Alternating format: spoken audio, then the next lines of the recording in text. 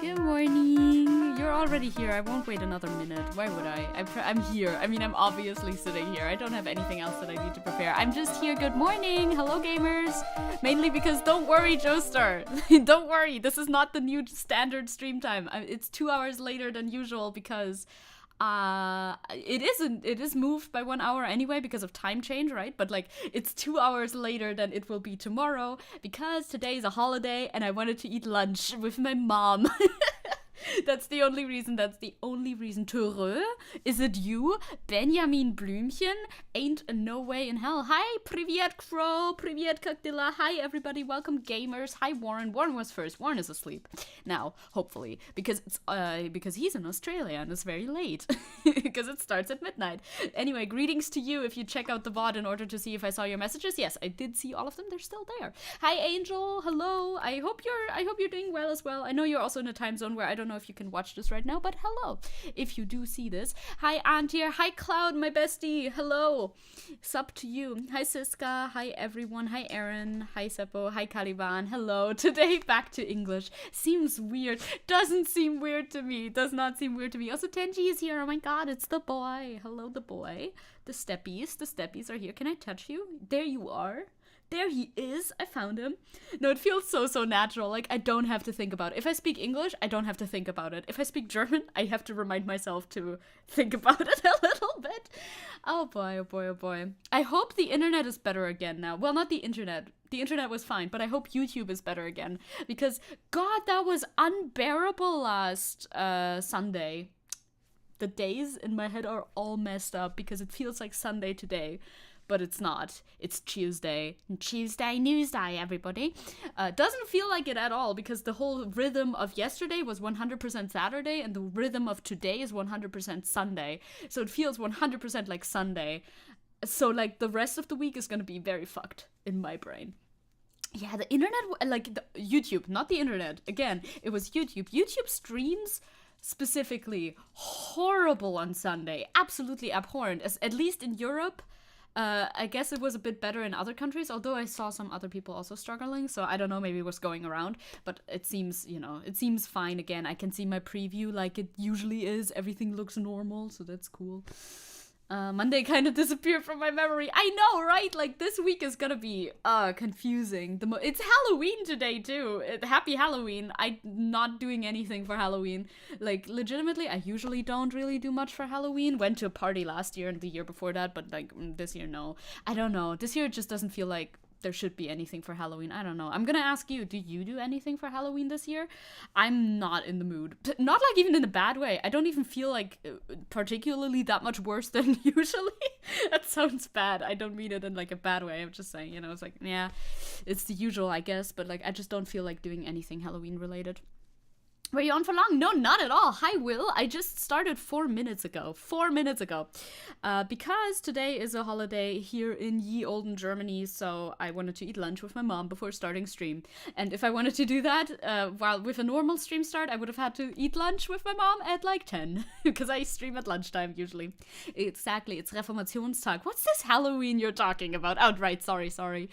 I heard in the radio today, because we listen to the radio when we eat lunch together, that some churches in Thüringen locally are combining the two, kind of. They're combining, like, the Christian, like, is it Christian? Is it Catholic?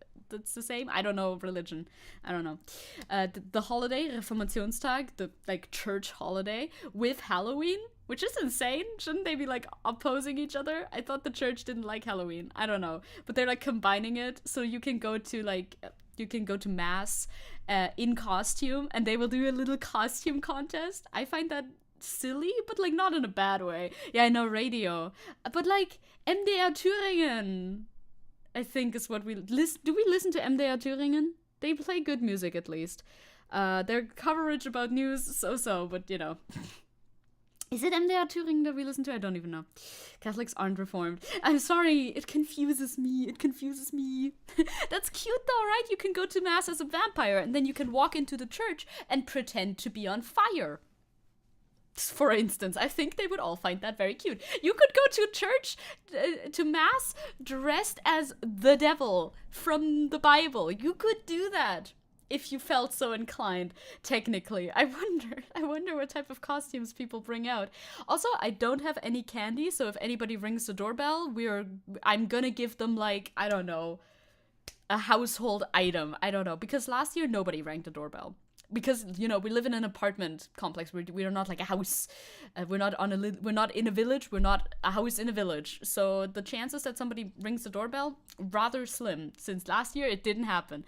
So we're thinking it won't happen this year either. If it does, we're absolutely fucked because we don't have sweets. I could give them some cereal. I could give them Greek yogurt. I could give them a can of beans. Those are like the options.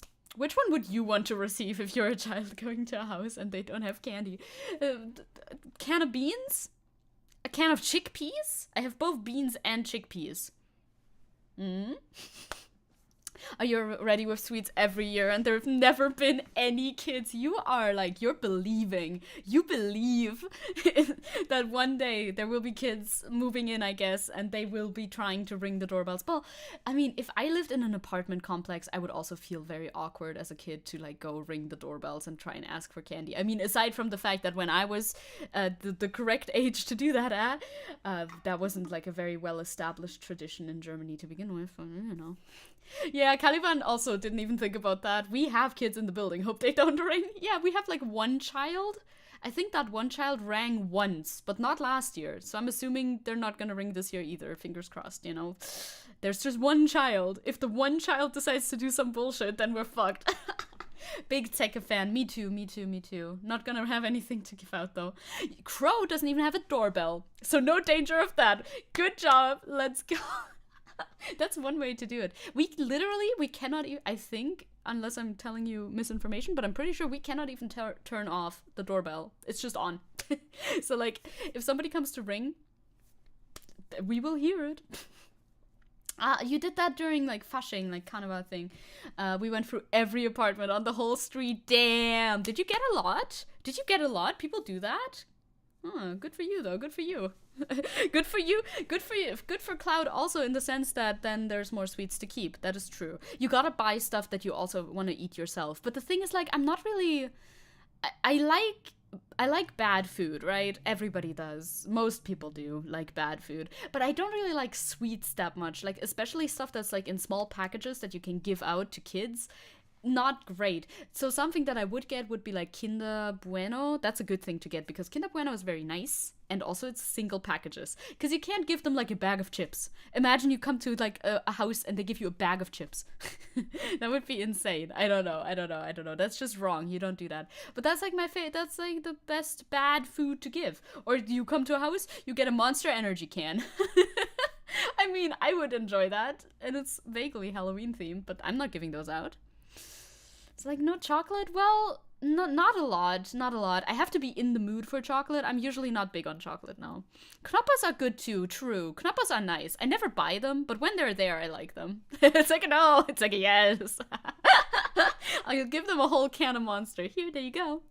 I could give them some of Tenchi's treats, but he doesn't want to share those. He does not. Although, actually, Caliban, we're thinking with portals now. Hi, Weed. We're thinking with portals because the store didn't have Tenchi's correct, like, teeth cleaning treat thingy. They only had a different brand, so he'll probably not eat that. He'll probably not be eating that. So we could absolutely give that out to a kid. It's like, here it is. Don't look at it too long. It's definitely candy. And then they come home and they're like, wow, that's for dogs to clean their teeth with. Sharing is caring, also communism. Yeah, that's true. I mean, Tenchi is okay with food aggression, though, I have to say. Tenchi is fine with food aggression. He's not too bad. Like, if he's eating something and I'm like, hey, let me grab that, he's like, huh? Why you grab that? But not like, oh, I'm gonna kill you now. So I think that's pretty good for him. Take a beer? No beer. No beer, sorry. Not a beer drinker. Not a beer owner. Don't have beer in the house either. It's like his store just has a trap with Monster Energy right next to it for Halloween. Yeah. It's like pull this lever for Monster Energy. But those are expensive. I would never give those out. They're way too expensive to just give away like that. I want to keep it. Take a vodka, not this. I do have vodka at home. I could pour the kid a vodka shot. Be like, this is a very special little treat. And you can have it, but don't tell your father. Imagine not drinking beer. What a sad and miserable life. Imagine not drinking Monster Energy every day. What a sad and miserable life. A shot? Yeah, like a shot of vodka, not getting shot. This is not America after all. No getting shot over here. I couldn't facilitate that either. But yeah, I hope you had a nice start into the week. Our start into the week was very slow because, of course, my mom works, like, you know, with children. As you know, I've mentioned this before. So, like, they have bridge day, no children going to school on Monday if there's a holiday on Tuesday. So my mom was also off from work, so we were just at home, walking with Tenji, chilling, going shopping, the usual stuff, you know, like shopping as in getting groceries. It's not the same word, you know, you do a grocery run, something like that. Hi, Addiction, hello. You have a Pepe. You have a Pepe profile picture. There it is. Of course, I love trolling. I know you do. I know you do. Hello, gamer. So, yeah, that was basically all that happened since last time. Since last we saw each other, which was just Sunday. Damn, the fucking German stream, it really knocked me out on that day. I took like a little nap afterwards. I took a little headache pill thingy, you know, like a painkiller, because I was done. I don't think that has that much to do with the German stream, actually. I think it's just coincidence. But alas, can you say that for sure? No, you cannot. It's speculation. It's speculation at this point, truly. Don't you remember? What do you mean? The other account that was definitely totally not you? No way. I don't remember such things. Trivialities. Is that a word? I don't know. Anyway, moving on. I will show you the docket because there is a bunch of stuff on here, but it's all a lot of just things that I want to show you. Not that that's a bad thing. I mean, that's kind of what I'm here for. But there's a lot of things I'm just like, whoa, look at this. Good or bad, both are present, so we'll just look at that now. German is an exhausting language, though. It's true. It's very accurate. I wish to go over here. Oh my god, I just got jump scared by the spider video. I still have the spider video from the German stream. Oh, I still have the spider video here, and I was like, what the fuck is that? It's the spider video. It's simply, when it looped once, when it played once, it just closed itself and I forgot about it, but it started playing again because I switched to the scene. I thought it was a helicopter. It could have been. Hi, Victor. Hello. Happy Halloween to you. I know you made this cool Halloween game and now you have more time, perhaps, once again. Will you ever do a pure German stream again? Probably yes. Probably actually yes. But maybe, like I said, on a dedicated channel? Not sure about that, but I do want to do it again, but like not like super frequently. Just sometimes. I do jump scare myself every single stream. Yeah, because I was like, what the fuck is on here? Is this like an image revealing, I don't know, is this a live camera feed from my webcam? What's going on? I don't know. But in fact, no, it wasn't. It was that. Oh, you're still kind of burnt out. I understand that, though. I've won 100. I mean, when are we ever not burnt out is the real question. I wish you the best, gamer. I wish you the best, gamer. You got this. I wanted to tell you, like, something in the... Like, I am learning Portuguese, Brazilian Portuguese specifically, through osmosis. But I don't know a lot. The osmosis is not osmosising that well. I was like, I want to tell you a word that I've learned, but I actually don't know any. I only know saudade.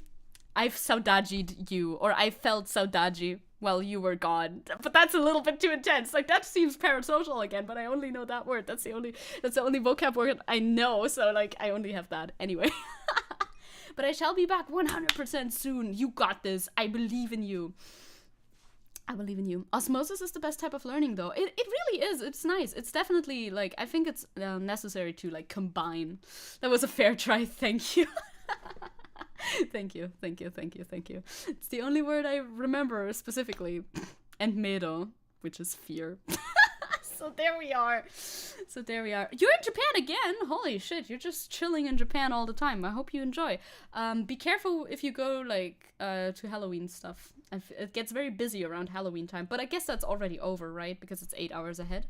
Or is currently happening? I guess it's currently happening, maybe. I don't know. Halloween parties outside in the streets of Shinjuku, whatever. Pretty busy, pretty dangerous, I've heard from like Japanese creators online. Well, I don't know. I've never been. I shall go lay down and not do a thing for about 1 more week. That sounds fantastic. Enjoy. Enjoy that, enjoy that, enjoy that. I'm gonna give you a light overview of what's on the docket today. Loads of links, but all of them contain like short content, at least I think, so this should make sense. The Halloween theme fight in gym is tomorrow. I hope I win my fight. Ooh, how is it Halloween themed? What do you do? Do you like dress up? Are you like this character versus that character? We talked about Halloween. We already talked about that. No candy at home. I'll give him a can of beans. This looks like I script my free talk segment, but it's just like I remember talking about this and then I wrote it down. I swear to God, I don't script my streams. That would be way more work than it like is worth, honestly. Yes, it's British. I don't want my language. I want it to be set to American English. Thank you very much. Google Docs hates Americans even more than I do. Also, before we look at my art, I feel like I've gotten a bit better at French. A little bit. Do you ever feel that? If you're learning languages, I have a question. Guten Tag, it's me, Robin. Hallo, Robin. Ich hoffe, dir geht's gut. Hallo, guten Tag. Do you ever feel that when you're learning a language that like suddenly you've made a jump in quality or like a jump in skill level? Like not even a big jump, just a little jump, a little hop perhaps, where you're like you haven't touched any like books or Duolingo or whatever in a while, and then you go back to listening to a French stream, for instance, like I do, and suddenly it seems a bit clearer. The streamer is suddenly talking a bit slower. The streamer is talking a bit more clearly. He's not. You are understanding more. Been there, done that, messed around. Hi, Isaiah. Happy Halloween. Don't worry, it's like we know the streams are pre-recorded to cover up a murder that I am committing right now. Like that one YouTuber that everybody was talking about that happened like around Christmas time, I think last year ago. Ooh. Oh yeah, for sure. Yeah. It's a nice feeling, right? It's a nice feeling. Also, Weed says, I'll dress up as a mummy tomorrow. I'll dress up as a mummy tomorrow. I will be a vampire tomorrow. A vampire mummy? Oh, you will beat a vampire, maybe? Is that what you mean? Like one of you is a mummy and one of you is a vampire? Or are you a vampire mummy? This is important. The change from gibberish to understandable is noticing. Yeah, I love that feeling. It's nice. It's nice. Yeah, I'm not scary. I'm just chilling. We're not doing Halloween stuff. We're just faced with the real life repercussions of life. That's scary enough. Are you guys celebrating Halloween in November? Well, for you, it might. No, it's not yet, is it? I think Japan's like 8 hours ahead of me, and we're not quite there yet. But like, it's gonna be midnight very soon. But you know, you've party into the November, don't you? You kind of do. I'm up against the vampire. Ah, I see. Okay, good luck. Use your fucking mummy powers. If that's a thing. Hi, Isabel. Hello. Sorry, I'm late. No worries whatsoever. You're like 18 minutes already. Jesus, I have been chit-chatting. Okay. We haven't started yet, though. We're just chit-chatting still, so don't worry about it at all. You are playing Hogwarts. Your Slytherin counterpart is basically the tragic villain who starts out good, but and kind, but gets corrupted by dark magic over time. That's a nice trope. I like this trope. It's a good trope. And then you can like... can you villain like enemies to lovers? Or I don't know what goes on in that game specifically. You thought Halloween was October 29th. I feel like it depends. Like parties are on different, like when parties are held is like a bit different, you know. So like they wouldn't do a Halloween party today in a club because obviously you want like a day to rest after you've been to the club, so it would be like 28th maybe, I don't know. But the actual holiday is today, yeah. Yes.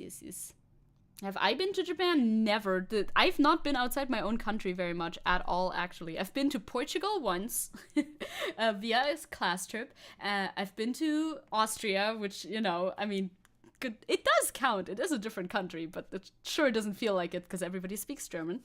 And I've been to France now, but that's about it. I mean, I've also been to Czechia, but only like at the border, so it doesn't really count.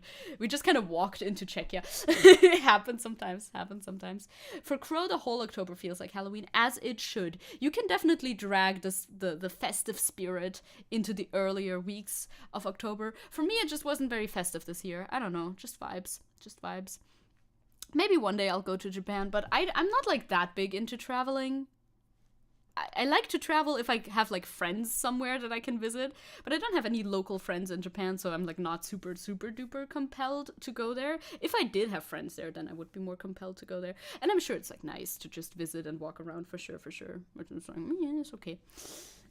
Isabel continues her anecdote.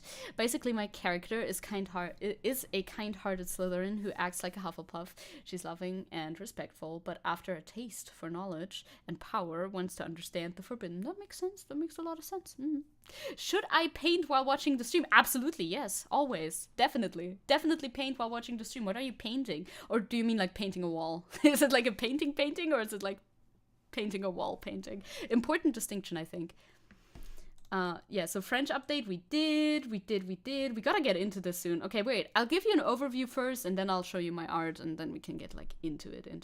A AfD dude got arrested. If you watched the German stream and understood any of that, we talked about this a little bit already. There was a warrant out for this AfD dude's arrest. I forget his name, that's why he's called AfD dude. He doesn't matter, sadly. Sadly, he doesn't matter. It's not like it's fucking Björn Höcke or something like that, but, you know. Hello, stare edits. What the hell is happening? News are happening. Stare edits is a fun. Oh, star edits. Oh my god, I'm so sorry. Star edits makes way more sense. Star edits as opposed to stare dits, I suppose. Okay, anyway. AfD dude has been arrested. Why was he arrested? We will see. I'm sure the article will elaborate upon it a little bit further. It's okay. Yeah. I'm just not thinking. A politician that managed to look younger than Amtor. I mean, he is. He's 22. He's very young. Translation is bad, so I don't understand fully. Yeah, like live translation is always rough. I get that. Mr. Beast drama. I do kind of want to talk about that just because, you know, it was like all over the place and now it's already gone. It was kind of a last week thing, but I do kind of want to talk about it. Even though, you know, it's like not that pressing, but everybody's heard about it a little bit, right? Oh yeah, did German Sephiroth debunk an Andrew Tate wannabe? Yeah, he basically did. German Sephiroth is a cool channel. You can definitely subscribe to German Sephiroth, aka Just Narrow. Mr. Beast, yes. Kansas being transphobic. This was linked to me, I think, by Isabel, right? I'm pretty sure. This is also in stark contrast to some of the news that I have at the very end of this docket, which are positive news, good news for once in our lives. We have the Palestine segment. All of the rest of this is the Palestine segment. Just letting you know, by the way. Just letting you know. There's other Mr. Beast drama. It's just the Rosanna Pansino stuff. It's nothing new aside from that. Unless you didn't know that yet, then yes. Then the answer is yes. Yeah, YouTube Shorts think that if you're transphobic, you are like a strong Sigma man, and that is very much untrue. That is, yeah, I agree with you. So we have different segments in the Palestine segment. Of course, we have a couple of images from the ground, more images from the ground, technically. We have the whole discussion around queers for Palestine, and very egregiously so, an AI video that was used for propaganda. Basically for propaganda of Gigi Hadid. Maybe you have seen this one, maybe you have not. So that is like a real incident that we've been talking about hypothetically for a long time, that those AI generated videos can be used for, you know, propaganda and stuff like that. Hi, Wires. I don't think I heard about the Mr. Beast drama. Okay, then I'll enlighten you. I'll tell you all about it. We have more, you know, we have TikTok, like videos from inside Gaza, interviews as well. It's just things that I want to show you. Honestly, it's not something where I have like super a lot of input to give on it, but I want to like show it to you guys, as well as more, yeah, that's like all of that. More news updates from the ground in Gaza. Free Palestine. Exactly. Of course, we always have a German section in these because we must. German response, immigration made harder, you know, all of that sort of stuff. This one is not really Palestine. This one's not Palestine at all, but it kind of ties into the Greta debate. So we're talking about Greta Thunberg still. People are still speaking out against Greta Thunberg for speaking out in favor of Palestine. Very odd behavior, but they are they are speaking out against it, obviously, because they're Germans, and you know how the German public media is. And also, while I was scrolling Twitter, I saw a very upsetting video about people, like, apparently, supposedly was a police officer in, like, civil clothes, so, like, not in uniform, whatever. But maybe it wasn't actually a police officer, we're not super sure. But there's some violence against climate activists in this video, so I will warn you before I show you that. I will go back to that in a second. Then I have a whole section dedicated towards support for Palestine and more, because that's happening around the world, and that is nice, and I think we should shine a spotlight on the positive reception around the world from people that has been happening. You know what I mean? Like protests, like calls to action, fundraisers, and all that, I'll show you when I show you. That is a really, really, really big section, actually, which makes me happy. And then we have a little good news section for the end, and some memes, just why not? You're from Denmark. Okay, slay. Slay. Enjoy Denmark. I've not been to Denmark, but, like, Denmark's pretty close as well.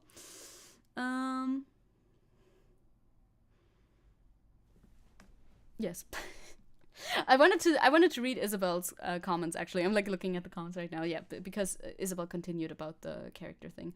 So yeah, also she's autistic and ADHD, just like you, for real, I would assume. So she got put in the room of requirement with a helper to better her education. And you have, like, a whole storyline around it, because I'm sure that's not in the game or anything. Also, she's trans and used transfiguration magic at 13. That makes a lot of sense. So yeah, that's your Hogwarts character. J.K. Rowling would absolutely hate you. Absolutely. Autism memes, though? No, not a lot. Yeah, there's a trans W in Japan, actually. Yes. Surprisingly enough. I bet Denmark can get boring as well. It's a bit gray up there, probably. I like how the flags show as letters in chat in the stream. I see them as letters too. I don't see them as flags, but I mean, I know where the flags are and everything, so there we go.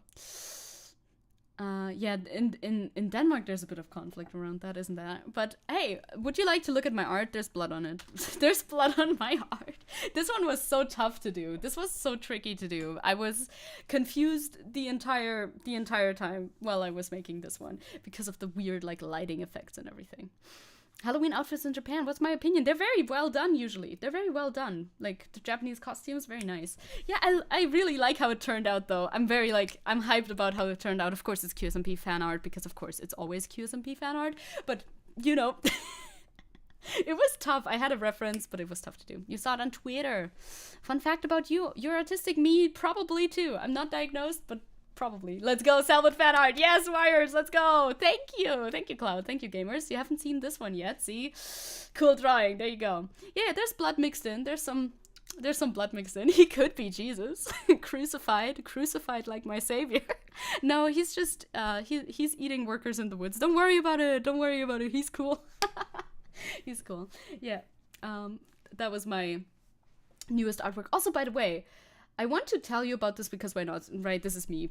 This is me on Twitter, do you know? I moved the Palestinian flag from my name into my bio because I saw somewhere that you are not supposed to put it in your name when you're not Palestinian yourself. Like, it's supposed to be for Palestinians to put it in their name. Like, hey, I'm Palestinian, that's why the flag is there. I'm like, okay, yeah, that makes sense. So I'll just put it in here instead. So I can tell you that, because why not? QSMP lore be crazy. It's very true, Wires. It is very, very true. I love it. It's my hyperfixation at the moment. There's so much to, like, think about. Yeah, big ups to all the autistic people in chat. Let's go. I agree. Rise up, fellow ASD havers. You too, Zecke, you're rising up too. Watch your head, you'll hit the roof. I have to, yeah, I have to. I legitimately, talking about that though, that's done. I do think I will never get diagnosed. Like, legitimately, I just think I don't. Like, I do think I'm probably on the spectrum, but, like, I'm somewhere where it's, like, not super detrimental to me. I think, at least. So, like, I can live with it, and I think a diagnosis would potentially carry more, like, harmful correlations for me than positive ones. So I'm, like, not seeking to get that diagnosed personally. Palestinian opinion, put the flag anywhere the fuck you want. That is very valid and real. Yo, Quackity, you don't like Quackity? I like Quackity a lot, Isabel. Be nice to my Blorbos, please. You're under the bar, I'd say. Yeah, I think so too. Like, I don't have to, like, I don't think I have to get diagnosed. I don't think it would do me any good anyway. Eggplant's nice, though. Eggplant's nice, I think. Yeah, I also, like, personally, I mean, who cares? Who cares what I think about that? I think it's probably fine to put the flag wherever. But to avoid confusion, I just put it in the bio instead. I mean, watch one of my news streams and you know exactly what my opinion on the matter is. So I think it's pretty clear. I don't have to have it, like, plastered everywhere else, but yes. Eggplant. Where we at in the controversy? We haven't even started yet. We waited for you, Antir. We waited for you specifically. No, we were just on detours all the time. I was showing you my art and other stuff. But we're gonna talk about something positive to start off with. An AfD dude got arrested. Oh my god, what did he do? Well, we'll find out. Also, what is his name? I forgot. Oh, you think so? Okay. Well, that's personal taste, I think. Which is fine. Isabel, of course. You have trauma related to eggplant, I understand. Gonna rest now. Need to prepare for tomorrow. You got this. Beat that vampire to dust. Just drag him in the sunlight and you'll win. I mean, there it is. Eilmeldung, like emergency from yesterday, actually.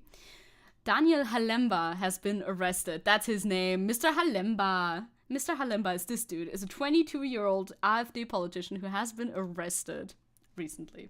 Not Maximilian, apparently. His name is Daniel. Could have been Maximilian, though. He looks like a Maximilian.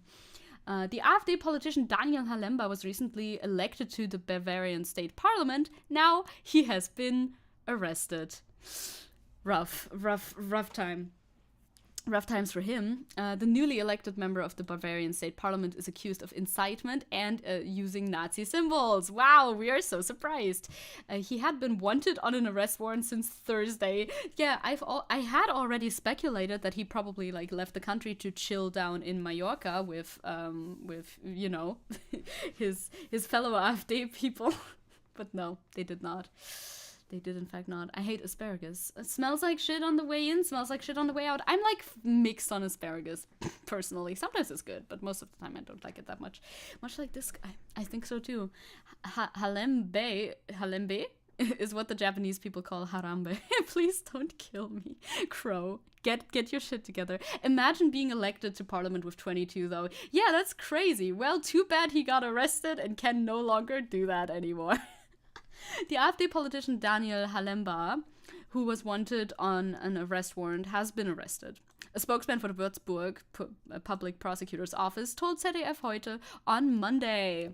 Get God. Fish and chips, you like it more than sushi? I don't love either too much, but fair enough. The 22-year-old was caught in the Stuttgart area at around 8 a.m. Well, didn't flee far enough, dude. Could have at least left fucking Bavaria. Well, maybe he wasn't fleeing. Maybe he should have been fleeing. Could have at least, like, gone, I don't know, into a different, like, county. Jesus Christ. Isabel, no. Halembe is being investigated for incitement of to hatred and the use of symbols of anti-constitutional organizations, aka the Nazis, as we see like a line above. Stuttgart isn't Bavaria? No! Oh, so he did. Where's Stuttgart? I thought Stuttgart was Bavaria.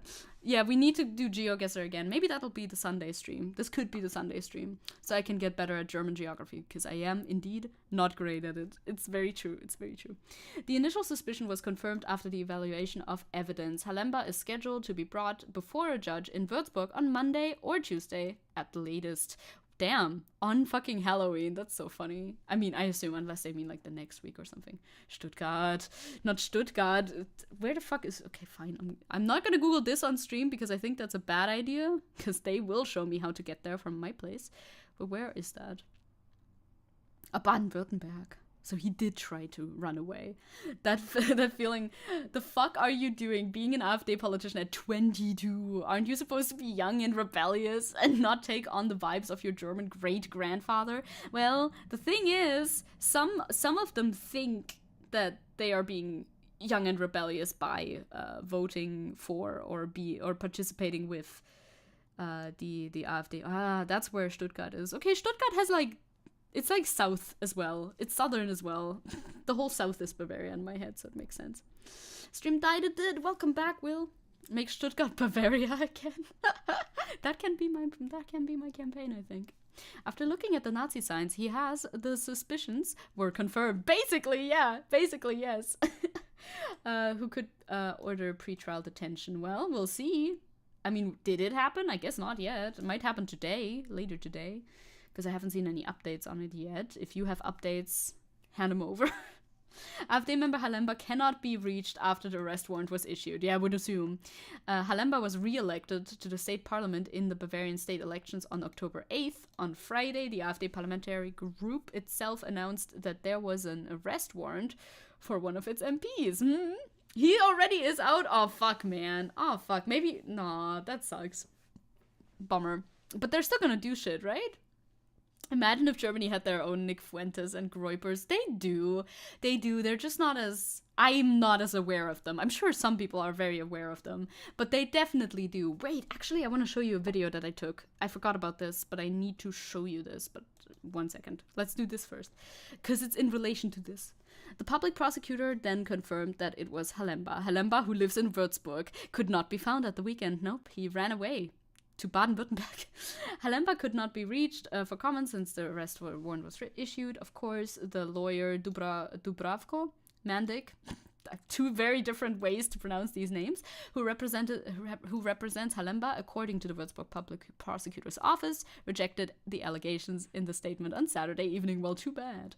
According to the preliminary assessment, there is no truth at all to the allegations against the members of Prague Teutonia, because it's about this, like, brotherhood fraternity thing that they were talking about. Yeah, they're still investigating. Yeah. Okay, that makes sense. The Teutonia Prague fraternity in Würzburg it was under suspicion, exactly. According to his own statements, 22-year-old Halemba has been a member of the Burschenschaft, is what this one is supposed to be. Did they mistype it, or did Google Translate make it? Yep, Google Translate made it weird. I don't know why. Teutonia Prague zu Würzburg since 2021, which was raided in September. According to the public prosecutor's office, there was a suspicion that the fraternity house might contain objects with symbols of the National Socialist Party, the NSDAP, the Nazi party. He has his immunity revoked as well, but that's very good. That's why they had to get it done in time, because otherwise he would have gotten immunity, right? As well as stickers and writings of a racist nature. Why is this a link? Can I see these? Nope, they're just explaining. Okay, it was anti-Semitism, I suppose. So anti-Semitic stuff. I'm not surprised. Google making German spelling even more cursed. Yeah, like for no reason. Almost all of the seized items have now been evaluated. The authority spokesman said on Monday the allegations have been confirmed for us. Well, sounds pretty airtight to me. The evaluation of data carriers is still ongoing. Well, we'll see. We will see. Okay, the lawyer has filed for a so-called interim order, a court spokesman said. He did not want to comment on the content, of course. The respondents were the state government and the minister. Okay.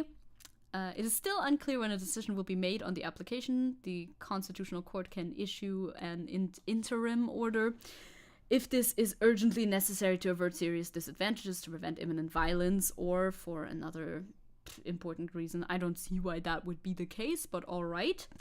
Nope, he got immunity on Monday and directly revoked it on Monday. Okay, I see how it is. Well, good that they can do that. I gotta go. Bye Star Edits. Bye. Isabel says, fuck, I accidentally zoomed the stream on Zecke's face. It was horrifying. Something that pretty is scary. Damn, you got the Riz today. Crow says, I'm fucking imagining a detective looking at Nazi flags emblems with magnifying glass and going, yup, it's Nazi. That was probably what happened. In addition to Halemba, the public prosecutor's office is investigating 4 other members of the Würzburg-based student association for the same allegations. Obviously, the whole thing should be investigated, shouldn't it? The connection has not yet responded to a request from the German press agency about the allegations. Halemba had previously rejected all allegations made against him as false. I mean, of course, my brother did it. It was actually my father-in-law. It was my dog. My dog was the Nazi, actually. I feel like we're gonna more of those sorts of claims are gonna come out soon. I've come armed with flattery and writer's block. We do that sometimes. He did not see that coming. But it's so true. Members of parliament generally enjoy immunity. However, this will only take effect at the constitution meeting on Monday at 3 p.m. The 22-year-old Halemba is the youngest politician to be elected to the state parliament. And apparently he's out, but they're still investigating, so we'll see. My dog was the Nazi? Is this a Dankula reference? Oh my god, it actually is. It's so funny because I heard about that whole like Count Dankula and the dog situation way before I was like into politics at all, because it was on the news. It was just on the news on television here. So I'm like, okay, I know about this. I know about this now. So yes, he's been incarcerated. That's nice. I want to show you a video. Fuck yeah, I can't forget about that. I've sent this to a group chat, the group chat, as a matter of fact. Which video is it? Oh shit, did I make it a video? No. Oh, it's a GIF, probably, because I removed the sound. I'll get it. Don't you worry. I just need to figure out where GIFs are stored in Telegram. And then I'll be right there. Maybe they're not at all. I'll just scroll up. It's fine. We don't talk that much, we do. Yeah, my brother did it as the patented Aiwanger defense. That was indeed what I was referencing. Happy Halloween, Aiden! How are you today? I'm looking for a video, which is technically a GIF, because... you know, I can also just send it to myself again. Okay, no, I found it. Save as. Because I made a new Twitter account. For very unserious reasons, don't worry. But what I experienced while making a new Twitter account was worrying, actually. Was a little bit worrying, okay? So I want to show you that. I hope it's not gonna be weird. I made a new Twitter account. I'm in Germany. This is the accounts that they suggested I should follow. Okay, so like first of all, they show me a lot of gaming because I said gaming was an interest. But then we have a Pride Month guy. Then we have Alice Weidel. And then we have the AfD itself. And a little bit further down, we have Björn Höcke, which I shook my hand at in disbelief. And then we have stuff like the Tagesschau and, of course, El Hotzo, who I'm then decided to follow as well. Bye-bye, little video. That was something. Oh, it wasn't the Burschenschaft, it was the Bruderschaft? Really? Oh, did they like mistype it? Because I read Burschenschaft somewhere, no? Jiffy Cornbread. AfD in the gaming catalog. It was mostly, yeah. It was mostly gaming stuff because that's the only interest that I put, right? When I made the new Twitter account, I basically put, I like gaming, I like sports, I like online creators. And in this list of mainly like gaming and, you know, like normal stuff, there's just the whole AfD-Fraktion is just in there. Like fairly far at the top too. It's kind of insane. I don't know. You like my hands? They're very nice. No, it was a joke. Okay. I'm sorry. I'm sorry. MP says, oh my god, that Don't Forget Nikki guy followed me a while years ago, really, before he turned right-wing and Schwurbler. Damn, really? See, I don't know anything about that guy. I saw him for the first time, which is why I wanted to record. I'm like, is this content? Is this content? Can I beef with this guy? It was honestly a thought that I had. But also, obviously, I saw that he has, like, you know, the Pride, the Stolzmonat banner thing, so you know he's a weirdo. So I recorded it because I'm confused.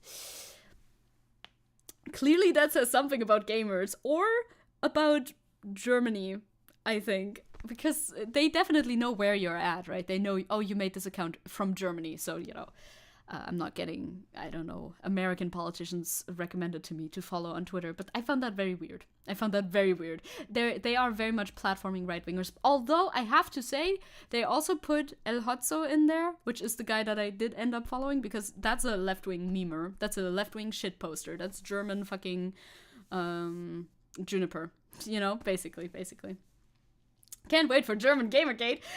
We do have similar we have similar things. We have similar things floating around, just on a smaller level. Brudischaft. It's Brudischaft. Crow.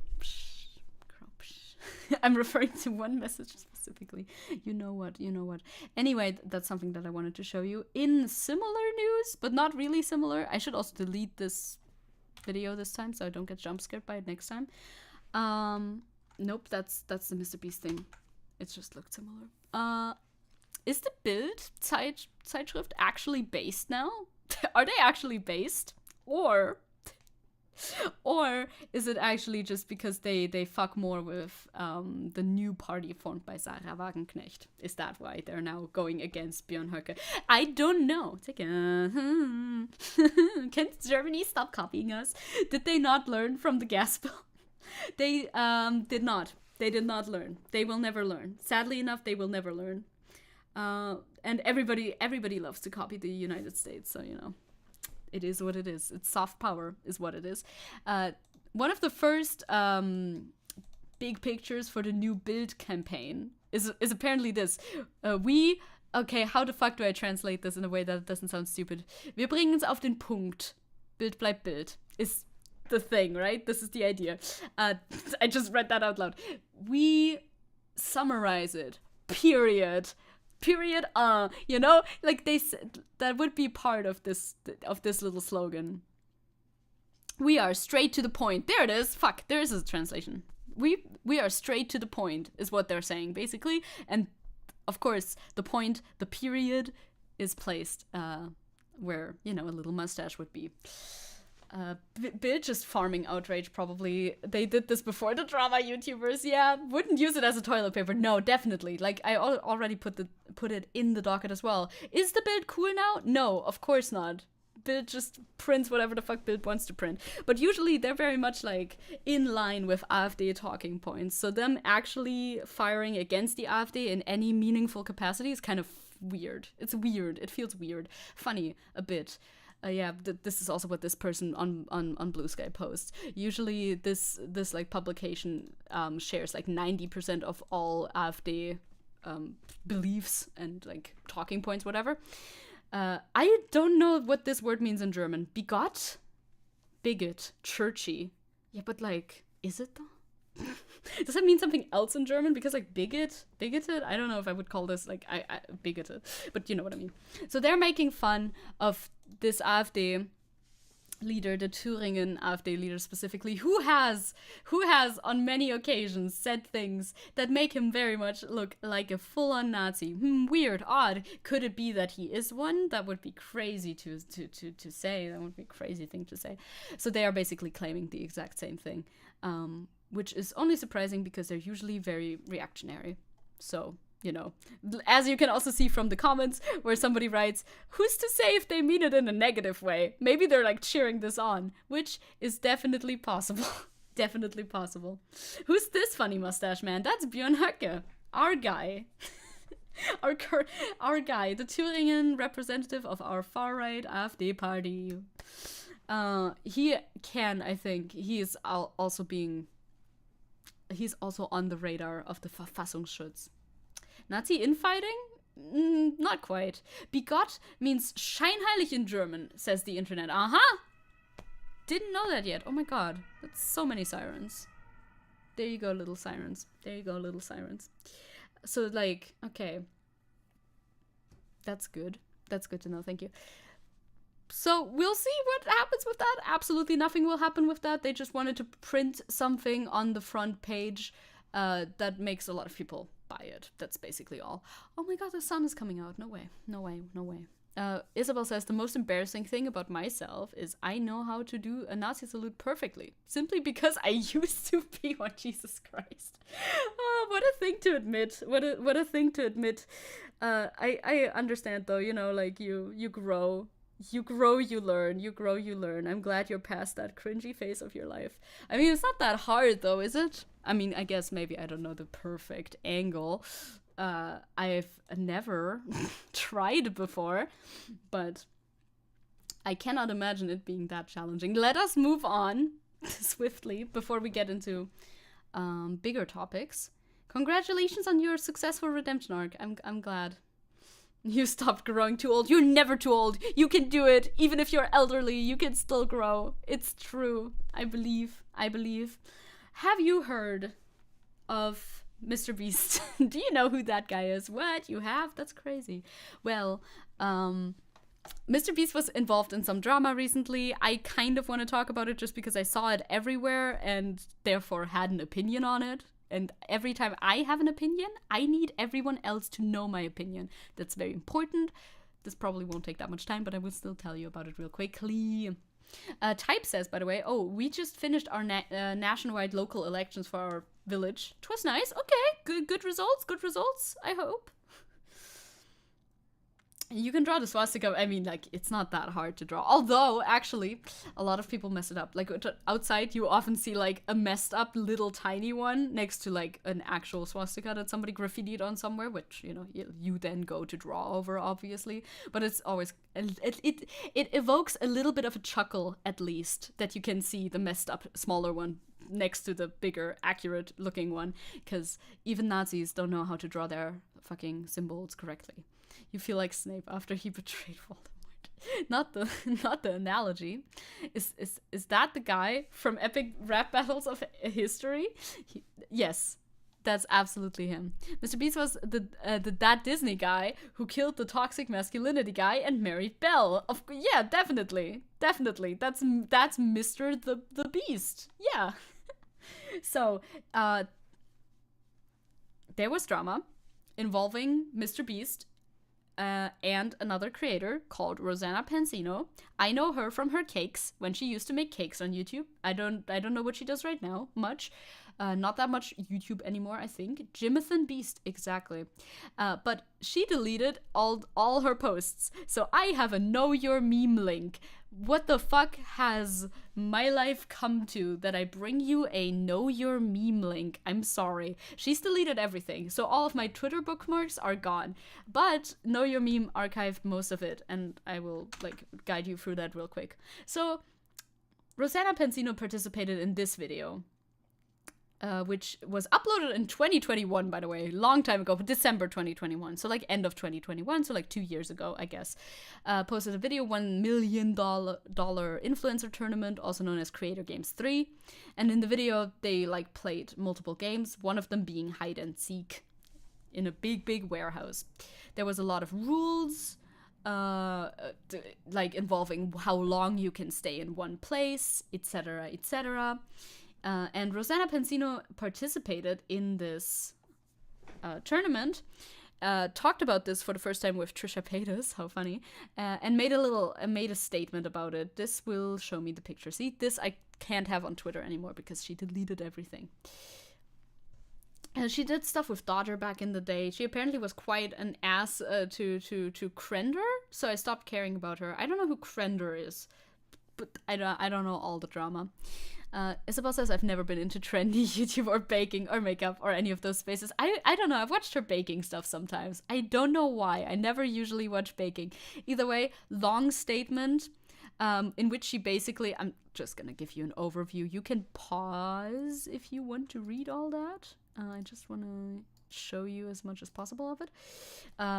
She basically said that she participated in both Creator Games 1 and 2 and also the third one, which was the hide and seek thing, everything. And she basically placed third, but in the edit, Mr. Beast made it look as though she didn't place, like, in the top 3 at all, because he edited the video in a way to make it look like Logan Paul was ranked higher and, like, some other guy. Another person who technically placed higher than it was, like, made to look in the very end was Quackity. Hence why I heard about this a lot, because as soon as Quackity was mentioned, every person in the fandom that I'm currently in is like, huh? Mr. Beast? What's up with that? So that's basically how that went down. Yeah, you're like, who are these people? For some reason, I know every one of these people. It's like my brain rot. I'm sorry. I like to watch these when I do other things in the foreground. So, that was the accusation. You edited this video dishonestly, and, she talked about this because she felt like standing up for herself, I suppose. The thing that I think is valid about this criticism is mainly that, of course, I'm not surprised that Mr. Beast's videos are staged and made to be, not completely honest, right? They're a bit dishonest. I'm not surprised by that. Competitions get fudged all the time, especially if it makes for a better YouTube video, he's gonna change the top 3 or something. I'm not really surprised by that. However, the thing, that is already kind of scummy. Just because I'm not surprised doesn't mean that it's not scummy, right? But what is more scummy, in my opinion, is not telling the participants that will be happening. I feel like it's the least that you could do is being open about stuff like that it is possible that in the edit it's not going to be very obvious where you placed. The winner should still be the winner, since it was about a cash prize after all, but I think that is indeed what happened. The winner should remain the winner, because otherwise that's actual just scamming, straight up. But I think it's all about openness. It's just rude. It's just bad etiquette. You just shouldn't do it. And of course, that's gonna, there's some people who watch Mr. Beast content. I don't watch Mr. Beast content to begin with, so, I'm not addressed here. But I'm sure there's some people who watch Mr. Beast content and think it's all, 100% legit, and there's no, they believe in a level of sincerity that is completely impossible for YouTubers. Some people believe that YouTube is very, very, very real, when most of us know that it is in fact not. But to those, especially the younger fans that would watch Mr. Beast, I feel like he has a little bit of a responsibility, or rather it would be nice if he was a little bit more honest, or as honest as he likes to present himself. Well, she went to talk with other people about this. Mr. Beast wanted to go on a phone call in order to talk it out with her, but she refused the phone call because, in a phone call, you can't record a phone call in most states legally, so, can't really do that if you want to have evidence of what the other person said to you. I see. TLDR. Things come around. She deletes everything. She deletes absolutely everything. Rosanna Pansino has issued an apology to Mr. Beast, stating that she will be removing all posts where she discusses creator games and Jimmy Donaldson. One is left to speculate about what happened behind the scenes. This is the post, as captioned by Osinox, Hassan's editor. Rosanna says, I would like to apologize to Mr. Beast. I should have expressed my feelings privately and handled things directly. I will be removing all of my posts where I talk about creator games and Jimmy. I will be honest in that the thousands of death threats I've received today are a contributing factor, but also I do sincerely hear the feedback from so many of you. Yeah, obviously she got a lot of obviously death threats, maybe not, but obviously there was backlash from Mr. Beast fans. I'm not surprised. Because there's a lot of diehard Mr. Beast fans who are assholes, obviously. That's always the case. Yeah, that's just her face. Not too surprising. Sad, of course, and absolutely unacceptable, but alright. I wonder if Mr. Beast spoke out publicly in any way whatsoever. I would assume I would have heard about that, but apparently he wants to handle everything privately.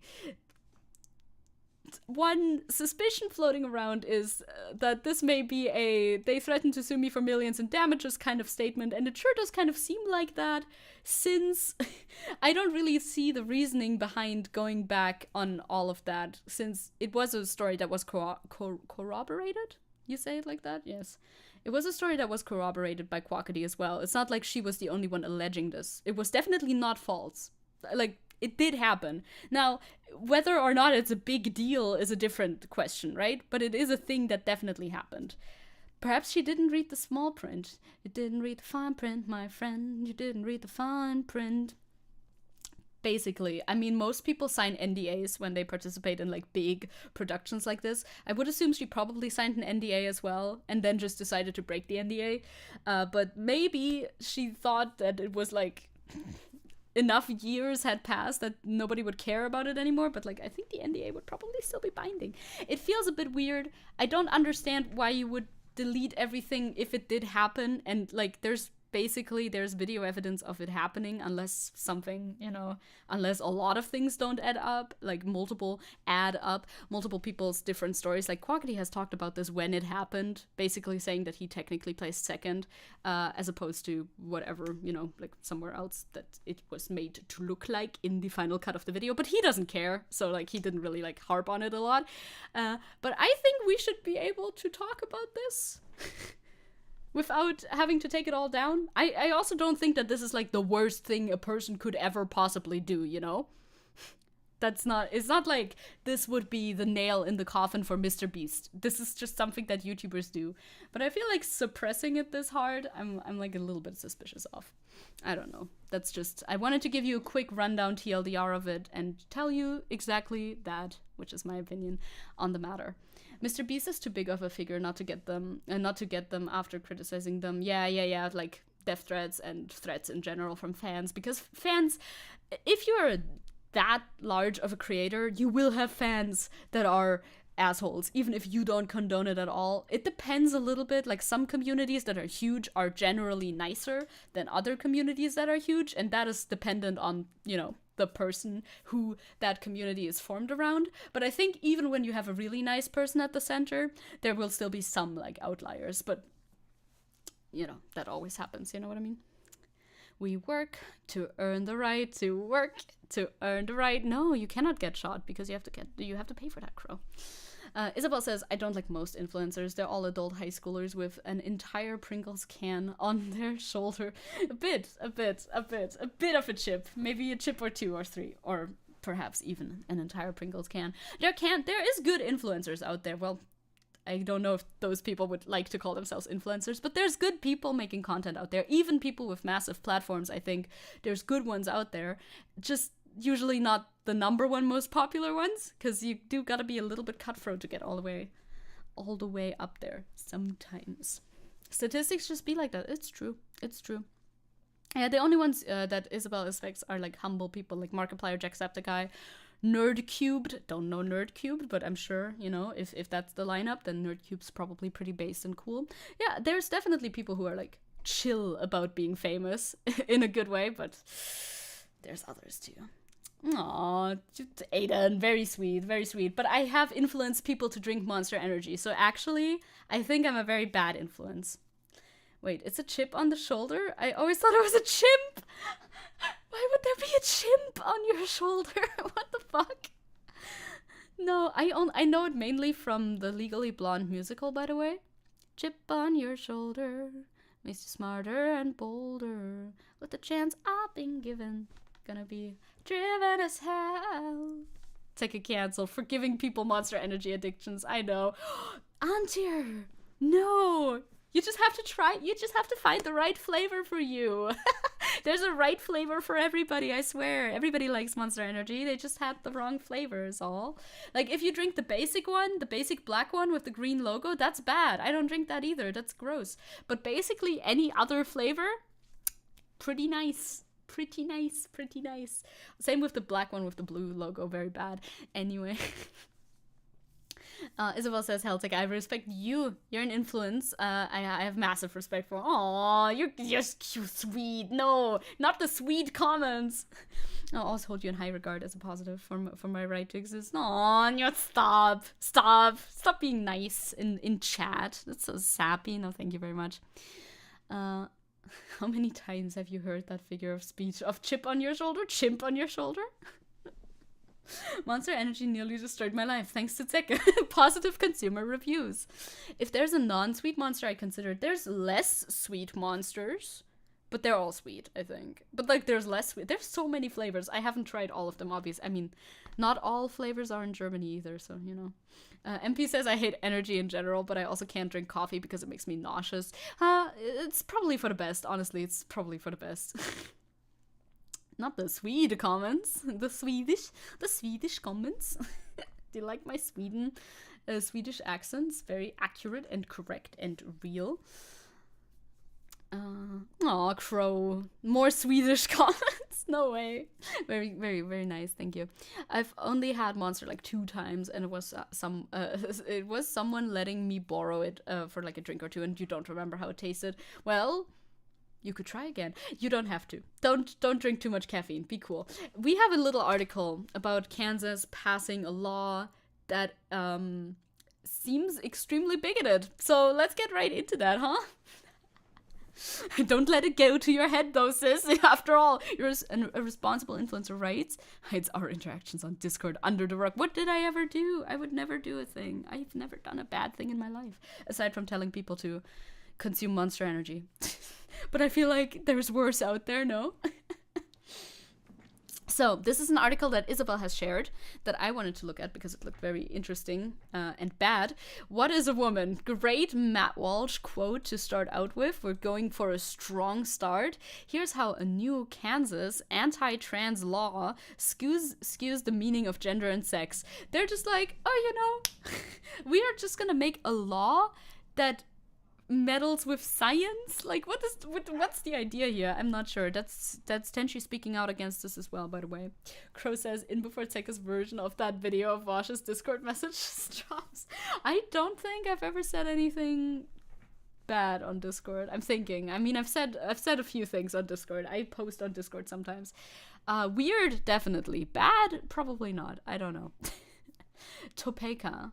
The Republican-dominated legislature legally defines women by reproductive ability, using an extreme right-wing group's explanation of gender and sex to classify Kansans as either women, men, or in a third category, disabled under a new anti-trans law. That's insane.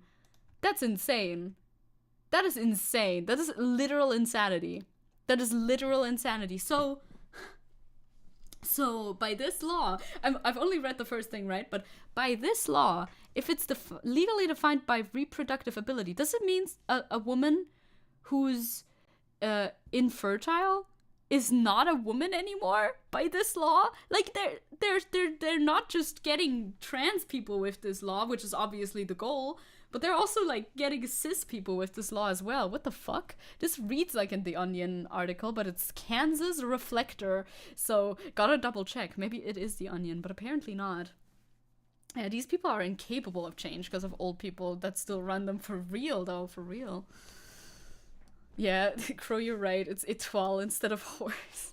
But I'm very respectful in my public Discord. Can you give birth or are you disabled? That is insane. First of all, let's glance, like, we're not even gonna get into the fact of how fucking misogynist and sexist it is to define a woman only by her ability to give birth. That's what Republicans and conservatives have done for forever. Define a woman's worth by their ability to produce offspring, of course. But that's clear. We see this here. It's a clear display of that. But also, like, huh? But also, like, huh? Have you ever considered, huh? It is impossible to be transphobic without also being a misogynist. Yes. Yes. Honestly, yes. Hence why TERFs are not actually feminists. Senate Bill 180, which took effect on July 1st. Oh, shit. When did this happen? July 5th. Oh, damn. That already happened a bit ago, huh? Also, don't assume the right is including them by accident. The eye is closed, but they still see. Maybe they do. Trying to apply logic to transphobia as a rookie mistake. You're right. I'm sorry. That's my bad. Was billed as the Women's Bill of Rights. Yeah, I think that's a gross miscategorization. Like, I don't think that's what these words mean. Under the assertion that defining women through biological sex is necessary to protect women in areas such as sports, locker rooms, and bathrooms, of course. As we always, we've discussed at length before, definitely will keep men or predators, I guess, out of these spaces by just saying, only biological women can enter. Now that we've made it a law, there's no way that anything bad will happen in these spaces ever again, right? No Republican supporters of the bill could point to evidence of transgender women being a danger to women in these spaces. Yeah, because the evidence doesn't exist, so they can't point to any of them. I heard Tenchi again. What are they doing? I don't know. That's my dog. Or any evidence of transgender women taking scholarships or athletic opportunities away from Kansas women. LGBTQ activists and civil rights groups called the law a thinly veiled attempt to harass transgender Kansans. Yeah. Yes. Yes. Then if you're a hermaphrodite, if you have like reproductive organs specific, like the female reproductive organs that work, I suppose you're categorized as a woman no matter what. I guess that's the point. While Democratic, also yes, Isabel's right, please leave a like. Anyway, while Democratic Governor Lauren Kelly said her administration won't implement key provisions for the law, the legislation provides definitions of male and female that LGBT advocates and scientists say are problematic, confusing, and false.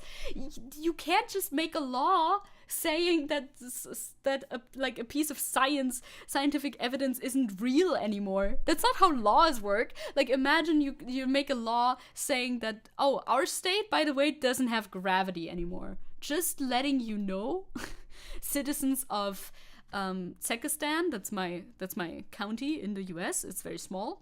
Come visit. We don't do gravity anymore. So once you cross the border into Zekistan, which doesn't sound like an American state at all, by the way, you will float. So, happens. I outlaw gravity. Yeehaw, flies away. Exactly. Like, this is not how things work. You can't just outlaw a scientific, like, fact. Huh? Codifying the genders into law is such a stupid idea as well, yes. But it's all just a theory, Zecke. Just like evolution. We are declaring war on gravity. Welcome to Gravity Falls. Oh, that's what that's about. See, I never watched this show. Now I know. Thank you. I think that the legislature is attempting to simplify something that they are not experts in. Yeah. Melissa Steeler, I'm inclined to believe you. Said Melissa Steeler of Loud Light, an advocacy group that focuses on civic engagement of youth. They're not going to be able to craft legislation that's going to address all of the complexities of genetics and gender and sex, and both the scientific and social implications behind all of those things. Yeah, almost like it's not necessary. Almost like they don't need to do that. There's like no point. There's no point in making laws about these things. I outlaw the Earth being round. It is now officially flat. Isabel says, well, it's unlikely our audience can organically grow. I still want our stuff in the algorithm. Yes, let's go, everybody together. I think it can organically grow, I think. It's just algorithms. It's algorithms. Under the law, a woman is someone whose reproductive system is designed to produce ova. And a man is someone whose reproductive systems are designed to fertilize ova. Okay, so is designed to would then protect infertile people, I suppose. But like, okay. It's bullshit nonetheless. Hi, Adam Rose. How are you? I'm surprised YouTube allows you to use that title. I'm surprised too. I'm surprised too. Like YouTube, I feel like YouTube is kind of on the fence. I don't know. I feel like this should be allowed. I think Vosh uses similar words and titles as well. I'm not so sure though. So I think it should. I definitely think it should be allowed. But I'm glad that YouTube does in fact allow it. Oh, Tenchi barking. I mean, the algorithm did bring me to you, so yes. Also, Seppo says, Tenchi is just having a moment in the background. Don't mind him. I think he's excited about something, perhaps. Embryos don't have reproductive systems until week 6. Either they aren't humans and abortion is therefore legal, or it makes transition a legal thing. Yeah, truly, they didn't really account for that, did they? Like, either they're not humans yet, or they're disabled, I guess. There's always the third gender. Disabled. Yes. Oh god, I hate shorts. But I hate it. Like, shorts don't translate into, like, channel growth, though. Shorts just translate into views, but that's all, you know? Like, people don't subscribe for shorts. Fun fact, a US president once spent his entire term trying to fund an expedition into the hollow earth. His successor shut down the project saying, it's nonsense, the earth is round, is flat, the earth is flat. Yeah, that's good thinking. Good thinking on their part, once again. We love it when politics and science align in such a tremendous way. So, you know, this is what probably prevents people from saying that infertile women are not women anymore. by the law, of course. Anyone who doesn't fit into these classifications is shuffled into the disabled category. So they still made a third category, but they called it disabled, of course. We're currently talking about a law that's been passed in Kansas a while ago, redefining what gender is, because laws can do that apparently now. YouTube. Good job, text. YouTube. The law specifies that an individual born with a medically verifiable diagnosis of this disorder / differences in sex development shall be provided legal protections and accommodations afforded under the Americans with Disability Act and the applicable Kansas statutes. Well, yeah, great. Totally not. Totally not discriminatory anymore if you say it like that. Let's go, Isabel. Embryos equals tadpoles, but better? Perhaps. It's just a theory, a game theory. To justify these designations and further a message in invalidating non-conforming identities, some of the state's top Republicans doubled down on their ideas of biological sex and gender, arguing that people can present as whatever gender they want but cannot change biology, and that biology defines whether someone is male or female. Well, once again, indeed, they do not understand the difference between gender and sex. Good job. Good job. You can just say you don't understand and then keep your hands out of the business, you know? Like, I can see that you don't understand. That's fine. Just don't mess with it then. Disabled, yes, but then after week 6 they do transition to male or female. That is true. You can transition from disabled to male or female, apparently, according to this law. Can these disabled people not go to the bathroom? I mean, there is disabled bathrooms, right? Disabled bathrooms. You know what I mean? Like bathrooms for it's usually just one stall. It's gender neutral usually as well. Like that's often a bathroom that people go in when they're like not sure which other one they should use in that situation. Those do exist, but not always. They don't always exist. They should always exist because, you know, people in wheelchairs do need more space as well. So, you know, it's also good for actual disabled people, but I don't know. During a June... you are... Yes, Antir, you are DTM now. Disabled to male. God, that's so dumb. DTM. You heard me, Isabel. Real facts. Only in Kansas, though. You're not in Kansas, so actually you're not. It also took me a second, though. Type says, I heard that one as the back rooms. I've been watching too much Wendigoon. Oh, it's good content, though. It's good content. Dan DTM? Oh, that's what it stands for. No way. Anyway, I was trying to move my chair, but it was not working very well. Attorney General Chris Kobach, along with Senator Renee Rixson, are Wichita and not sure about what that one's short for. Barb Wassinger, our Hayes, and Tory Blue, our Great Bend, repeatedly pushed this anti-trans argument. It's good to name all of these dudes. It's very good for people who are in Kansas, so they know like which people are pushing these laws. For me, it's not that pertinent since I'm not over there. Truth matters, Erickson said. Biology matters. Biology, sure, it plays a role, but it's a different thing than gender. Thank you very much. You can choose whatever name you want. You can choose to live however you want. That doesn't make you a woman. Hence SB 180. There you go. Dan DTM out of context is hilarious, though. Can be. Kane Pixels, the bathrooms, virtual insanity bathroom edit video plays. Real video, look it up. Oh, sounds like good content. Sounds like good content. Unlike this bill, which is not great content. See you, Seppo. See you in a second. Yeah, okay, they go on to, talk. You reaffirm what we've already said. Wassinger, for instance, said it was okay to dress as a man or as a woman depending on who you are. What do you mean by that? But biological sex is a scientific fact. It's binary, male or female, they say. Yes, and gender doesn't play into anything at all, of course. You'll post it in second discussion. Thank you. What is biological sex? See, this is, in case to clear up the confusion for these poor senators who don't know what things are, biological sex, or sex assigned at birth, is the sex assigned to infants based on the physical characteristics they are born with, such as chromosomes, reproductive organs, and hormones, according to the World Health Organization, the WHO. Infants are given a status of female, male, or intersex based on these characteristics, though this label might not perfectly sum up a person's biology. Now, what is gender? In contrast, gender refers to socially constructed characteristics of women and men, such as socially determined roles for men and women, and the relationships of and between groups of women and men, as defined by WHO. Because gender is a product of society, gender can vary over time, periods, and places.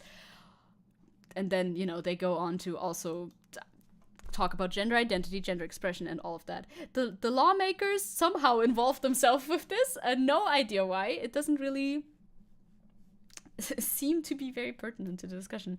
You posted it, thank you. This law is in fact whack as fuck because it doesn't need to exist. There's no reason. I mean, we've discussed that at length and over again, and in many different countries. In Japan it was talked about, in Germany it's talked about, in the United States obviously they've talked about it. There is no actual reason to fear some sort of aggression in bathrooms that comes from trans people, supposedly. This doesn't happen. It's made up. And making laws in order to prevent something that isn't happening is insane. It has no sense. So, when asked why it was appropriate or necessary for the government to adopt SB so-and-so, Erickson deflected by asking Kansas Reflector about gender roles. What is a woman? Erickson asked several times throughout the June 26th news conference. Erickson's question is also the title of a right-wing film of gender ideology panned by critics. Well, I wonder I wonder where Erickson got that line from. Adam says, I have a chat that live in the USA as well as Zecke. My question is, how are you guys dealing with people demand you to use a pronoun to call them? For me, I think it was absurd and utter madness, you say. I don't quite understand the first part of your... Oh, you live in the United States, I think. Maybe. That's what you mean by the first part? I'm a bit confused by the wording. I live in Germany. I just do it. For me, it's quite simple. I simply just do it. They, them, very simple. Even like if it's neos, I've never talked to somebody personally who uses neo pronouns. And I mean, when you talk to somebody, you don't usually use their pronouns to begin with because you're just like, hi, how are you? It's like you is the pronoun, so like you can't really. You don't really use anything else, but you know. Hi, привет, Val, hello. Also, hello, Theo, as well. After hours of playing, you're here. Very nice. Yeah, I just do it. It's pretty simple for me, honestly. Pretty easy. Where does this law come from, etc. What happens next is a pretty good question. I wonder. The right to change gender markers on birth certificates was confirmed, of course. Well, but that's apparently a separate thing once more. I will take her to court and ensure that the law is enforced as it's written. It is a sad state of affairs when a governor instructs state agencies to defy the law. It's not just about SB 180, it's about the rule of law itself, Kobach said in a statement distributed Friday in Kansas GOP newsletter. Well, it might mainly be about that. Greetings, female individual. I mean... Unlikely that you would come to greet somebody like that, at least for me personally. I do address everyone as gamers, which is the... I don't know when it started or why, but I think that's the ultimate gender-neutral term, so there we go. I thought you lived in the ocean. No, I'm not an oceanic creature.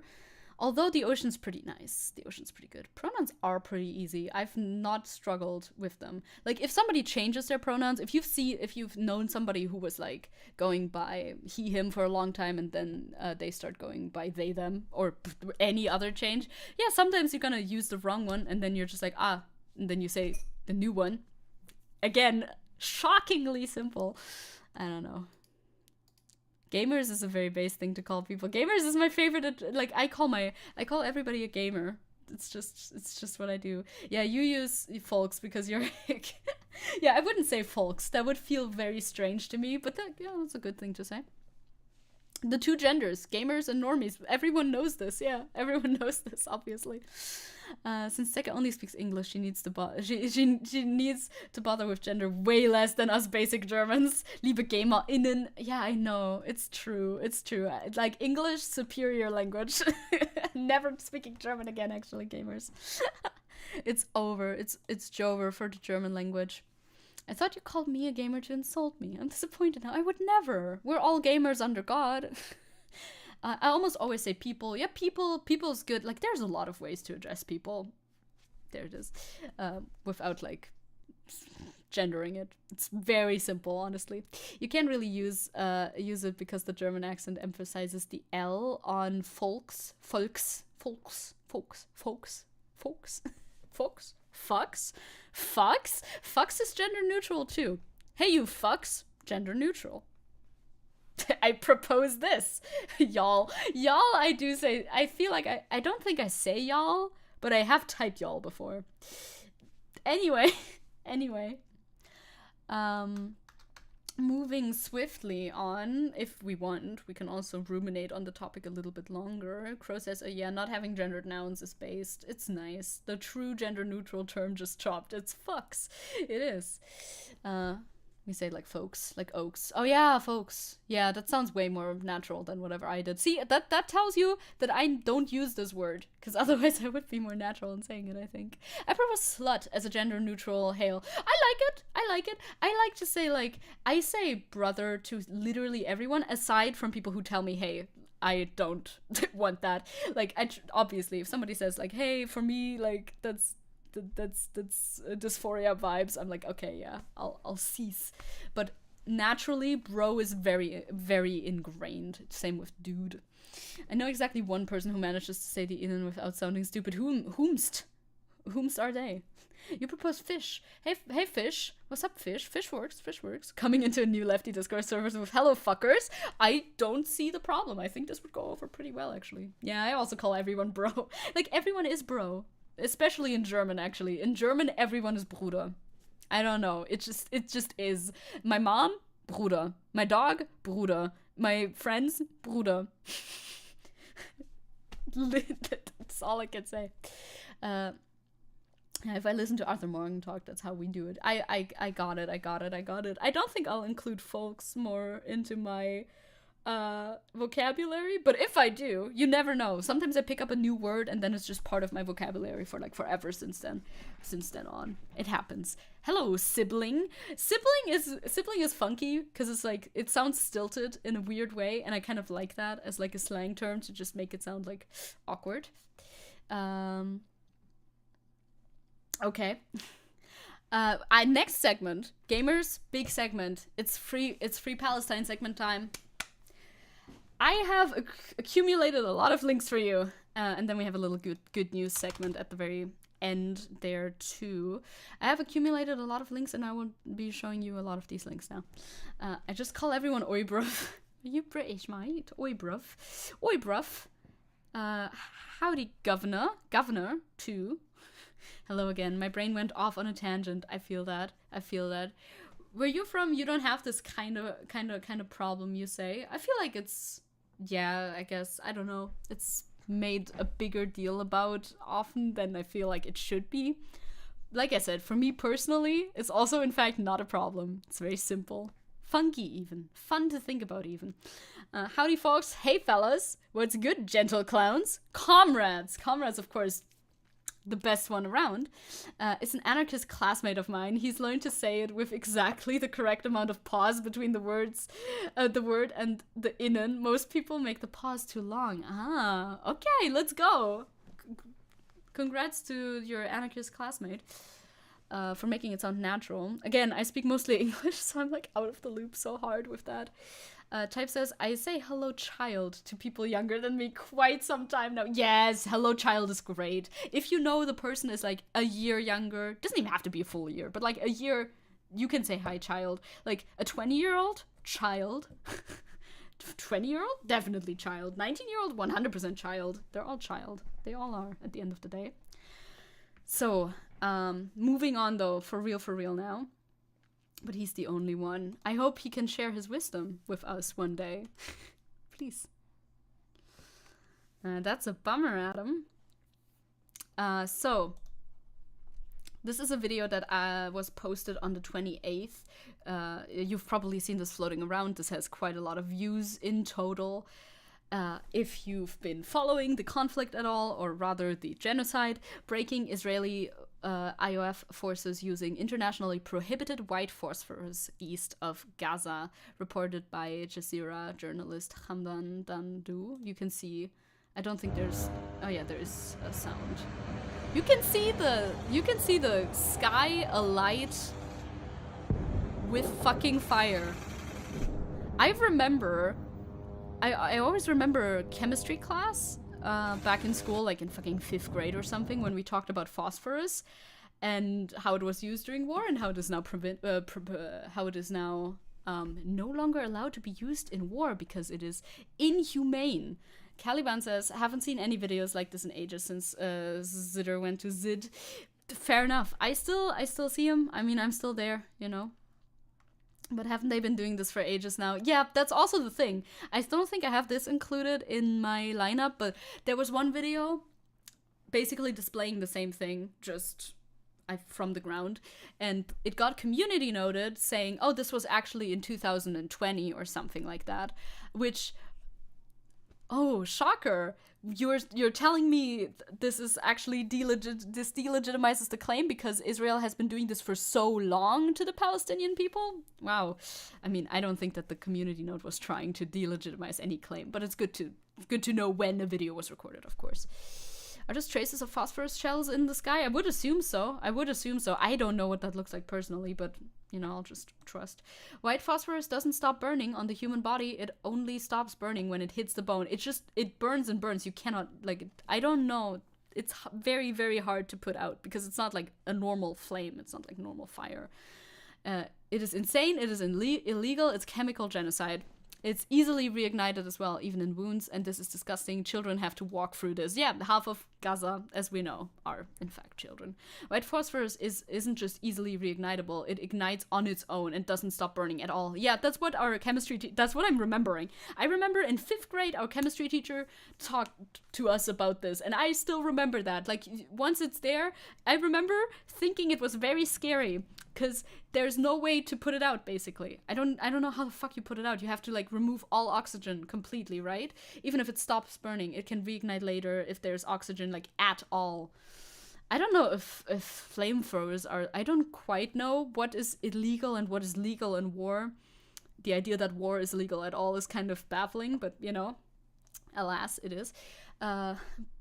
But yeah, this definitely, I mean, we know it crosses the line. The whole thing crosses the line that, the line in quotation marks, where the fuck even is the line? Like, how much genocide are you allowed to do? None at all would be my argument, and this just proves it once again that Israel does not, in fact, care about civilians.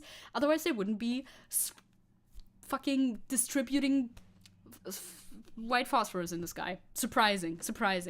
They have started to use white phosphorus. That's wrong. They haven't started. Exactly. They more like continued. They're doing it again. White phosphorus to electric fucking boogaloo. Like, this doesn't make it any better. And I mean, I think readers online will be able to know that. In other news, once again, if you're claiming, or if anybody's claiming, I don't think my audience specifically. Hi, Siska. Welcome out of the tub. Things are bad. If anybody is claiming they're just defending themselves, they're only attacking Hamas. Was Hamas in the university?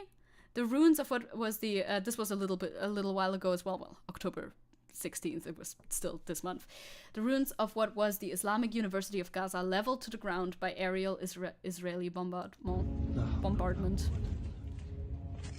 All this research, all these papers, everything destroyed. What are the Israel defenders saying about this? They're saying they're probably saying what they're always saying. They're saying that this is in the name to eradicate Hamas. Yeah, where else is Hamas fucking hiding? Like, oh, we had to bomb this university building because it was secretly a Hamas base. The amount of war crimes some people, Olaf Scholz, are willing to excuse. Fucking Olaf Scholz. Like, it's all gone. Obviously. I mean, this is what the ground looks like in Gaza at the moment. Just a reminder, says this this professor. He works at a university anyway. Just a reminder that the Islamic University of Gaza has been destroyed. Staff members have been killed. Its website is offline. Genocide is not only the murder of people, but also the erasure of their institutions. And European academia has been completely silent about this crime. I mean, I would be surprised. I would be surprised if suddenly German academia specifically would have come out and spoken out about this. They should speak out about this, but naturally they are silent because they stand in solidarity with Israel and they don't care what gets destroyed. They just turn a blind eye because it's in the name of fighting Islamist terror or something like that, right? Yeah, the IDF soldiers. I don't think I've included anything of that in my many links that I have. But IDF soldiers are posting on TikTok, doing little dances, trying to do their propaganda. Like, they like to put the prettiest and most diverse looking girls in the IDF uniforms and have them dance. They might be soldiers. That doesn't fucking matter. They're still committing a genocide. You can, yeah, I don't give a single fuck if you're a pretty, like, brown girl committing a genocide. You're still committing a genocide. This changes absolutely nothing. This is not the propaganda you think it is, having your soldiers dance to TikTok songs on fucking TikTok. Seppo says, though, that news coverage is shifting in Germany. I see much more people criticizing Israel. I am glad. Like, I look at news coverage in Germany a little bit too, obviously. You know, I mean, I see some online as well, but also recently, I think yesterday, my friend sent a newspaper thing. The newspaper, however, was extremely pro-Israel, which, you know, obviously not... That shift won't happen like that. I'm glad this shift is happening at all. So huge if true, but we will see. Propagandizing with TikTok dances is incredibly psychopathic. There's not a shred of empathy in the people doing the propaganda for Israel. I mean, obviously not. I'm pretty cool. I'll smash you later, but stop doing genocide. Stop doing a genocide. You are brainwashed by your government in order to think that this is all right. Yeah, you're like young and stupid and you're doing this. I understand that it will not make me sympathize with your cause more. Like, they've gotten so bad at continuing their propaganda as of recent. I mean, with the Twitter account. We've all seen what the Twitter account of Israel tweets. We know this. I'm checking if I'm getting like anything linked. But are they denouncing Hamas though? Obviously, you gotta hit them with that question. You know, when they crawl out of the rubble, you have to ask, do you denounce Hamas?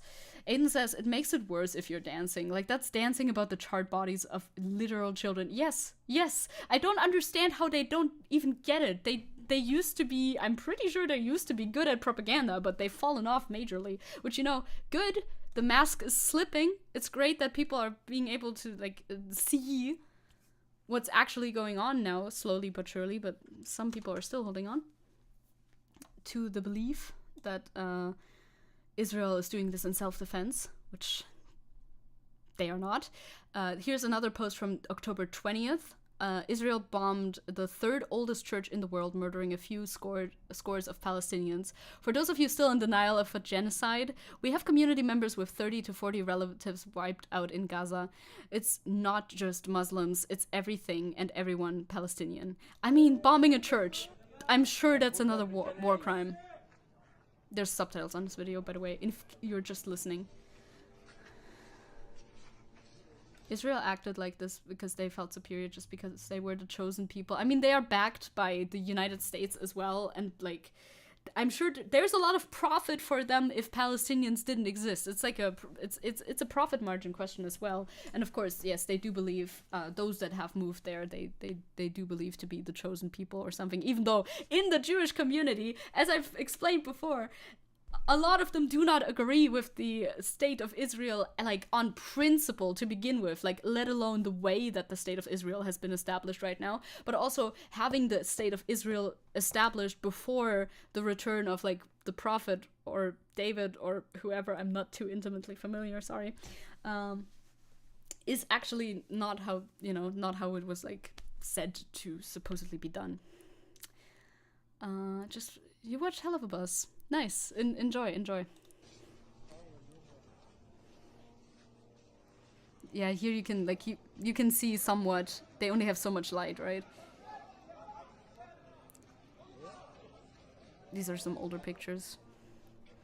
Christian fundamentalists push for this more than Jews because they believe in sacrificing them in the rapture. Yeah, like, I've seen a lot more Jewish backlash outside of Israel than support for, the actions of Israel. Which I will also show you in a second. I have links for that. I hate seeing the damage to the culture during the war. It is horrifying. It is literally a genocide. Like the person in the previous post said too, a genocide is not just about killing all the people, which, that is a big part of the genocide, but the genocide is also about wiping out the culture. At least that's the attempt. That's what they're trying to do here. Yeah, this is also why it's important to emphasize that this is not a religious conflict, but an ethnic cleansing and a genocide. Palestinians of all backgrounds are affected. It's not just Muslims. It's there's that's another thing that I'm gonna get to in my many links. Palestinians aren't a monolith of Hamas supporting Muslims. That is not that's obviously not the truth. Anybody with half a brain can figure that out. But the Israeli government would like us to believe that that is not the case. The Israeli government would like us to believe that every single Palestinian person in Gaza or even the West Bank or wherever in the world is an extremist that would like to see all Jews eradicated from the earth, which is not the case at all. And yeah, Jewish people do not equal Israel, 100%. We see it all the time. And yet our government likes to pretend like that is not the case. Our government, Germany specifically in this case, likes to pretend that if you are anti-Israel, you are anti-Semitic, which is not the case. Blank says the only holy wars I condone are the ones involving giant worms and magic drugs. Or the ones against AI. The AI thing, is that next? Not quite. But we do have another AI thing as well coming up. And I agree with you as well. The Israeli government believes in absolutes, like the government represents every single person and vice versa, 100%. Like, they are either absolutely for us or absolutely against us, and everybody needs to be absolutely for everything that we do as the Israeli government. That's obviously the stance that they're projecting out to the world. Once again, if you've been on Twitter, you've seen this video. Israel is claiming they did not bomb this hospital, right? But if they did, though, they would have been super duper well, it would have been so well deserved. Because Benjamin Netanyahu posted this computer generated graphic of a supposed super high tech ISIS base located underneath this hospital, which would, of course, give them plenty of reason to bomb the hospital, which would otherwise be a war crime. Now, they've gone back and forth on whether or not they've actually bombed the hospital, but they like to pretend that there's actually like a super secret, super high-tech undercover network. Which, did you even see the fucking graphic? How would you have gotten this information too? The graphic didn't make sense. There weren't doors in the rooms. What the fuck is wrong with you? He writes, Hamas ISIS is sick. They turned the hospital into headquarters for their terror. We just released intelligence proving it. Is this proof, or did you just make a 3D model in Blender? I could have made this. Here it is, he says. I could have made this. Also, if they actually build it like that, that's real. Like, look at this, like, long-ass tunnel in the back. It leads nowhere. Very bad infrastructure. If true, horribly bad infrastructure. Don't quite think that that is correct, gamers. I don't know, just a hunch. It's Tora Bora vibes, same propaganda and different evader. Like, they always default back to it. Look at this Gmod recreation. It does look like it was made in Gmod, doesn't it? This proves that there was a base underneath. you know, the typical Hamas bases without doors and 4 laptops and 4 chairs in a little room under the ground. Hamas ISIS is awful. Fallout Shelter gameplay video. Legitimately. Also, this is not even, that's just making fun of the video, which is well deserved. Look at that bullshit. But also the fact that Israel claims we definitely did not bomb those hospitals. But also, if we did, it was a really good idea that we did do that. Make up your mind. Decide on a lie, at least. Snake here. I've made it to the sneaking... Legitimately, though. But, like, a bad ripoff that, like, your grandma picks up at fucking Walmart or something because she cannot tell, like, what the original cover looked like anymore. If they're trying that hard and stupid, I'm really thinking they're the ones who bombed it. Like, why would you even make this... If you had this information and then the hospital explodes, yeah, if you supposedly had this information. Sounds like you might have an interest in blowing up this hospital. I mean, aside from genocide, which is your main interest, but you do deny that one, so now you have admitted to having an interest in this as well. Caliban, please. Please refrain. God. Like, I like some of Maury's songs. I like a lot of Maury's songs. Not that one, though. Not that one. Aiden's... Sorry. Okay, you are forgiven. You are forgiven. Aiden says this borders on parody. Yeah, like the fucking AI-generated supervillains gawking at their phone and being shocked. That looks like straight up parody. That looks like something somebody made up, like in the early 2000s, about like making a parody of propaganda. That doesn't look like real propaganda. You'd think they would think propaganda through a little bit more, but no, it's just there. They're just doing it unironically.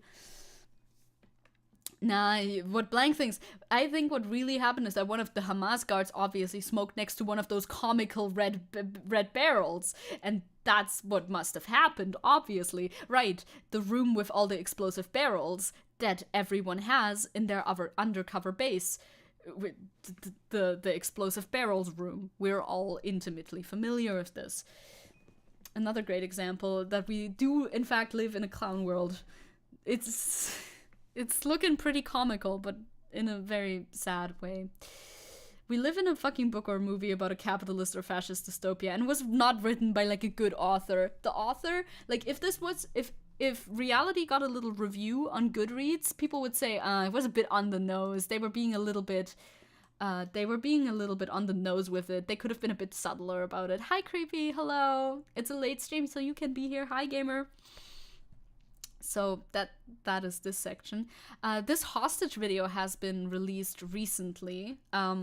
These are the hostages that Hamas has taken. These are Israeli hostages. They're talking to Netanyahu. A new released video of Israeli hostages. So these are the hostages that Israel has multiple times refused to take back because, as we know, Hamas was trying to negotiate with the hostages, and Israel has never, has never complied with their negotiations at all, and instead keeps bombing the place, Gaza, where the hostages are being held. And yeah, I have another thing, another article that goes into that, Isabel, yes. It's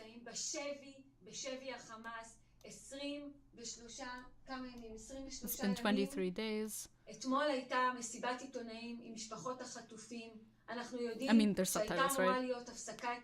היית אמור לשחרר את כולנו, התחייבת לשחרר את כולנו, ובמקום זה אנחנו נוסעים במחדל הפוליטי, ביטחוני, צבאי, מדיני שלך, בגלל הפשלה הזאת שעשית ב7 לאוקטובר, בגלל שלא היה צבא שם, אף אחד לא הגיע, אף אחד לא שמר עלינו, ואנחנו אזרחים תמימים, אזרחים שמשלמים מיסים למדינת ישראל, נמצאים בשבי, בתנאים לא תנאים. אתה הורג אותנו, אתה תהרוג, אתה רוצה להרוג את כולנו, אתה רוצה עם צה"ל להרוג את כולנו, לא מספיק טבחת בכולם, לא מספיק אזרחים ישראלים נהרגו, שחרר אותנו עכשיו, שחרר את האזרחים שלהם, שחרר את האסירים שלהם, שחרר אותנו, שחרר את כולנו, תן לנו לחזור למשפחות שלנו עכשיו! עכשיו! Pretty reasonable. Imagine you're fucking taken as a hostage. Horrible, like, horrifying experience, obviously. Traumatizing experience, obviously.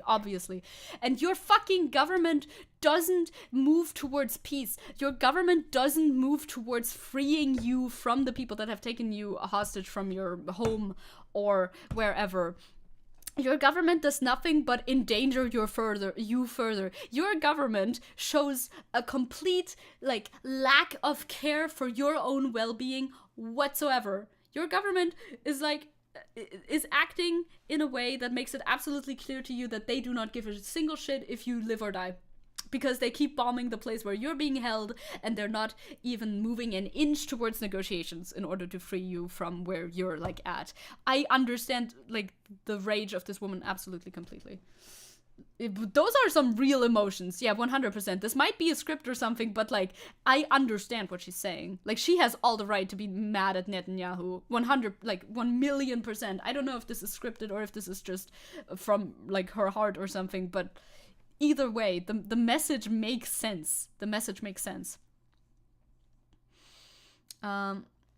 I'd be this pissed off too, says, this person who quote retweets it, if Hamas offered to release me as a hostage and my own country refused. Israel has already killed 50 Israeli hostages through their airstrikes on Gaza, by the way. Yeah, would be surprising if they didn't, because it's not like you can really be super precise when you do a fucking airstrike. When you bomb a place, you cannot really choose, like, which faith the person that dies from your bomb is gotta be. That's not how bombs work. That's not how, like, mass collective punishment works, which again is a war crime.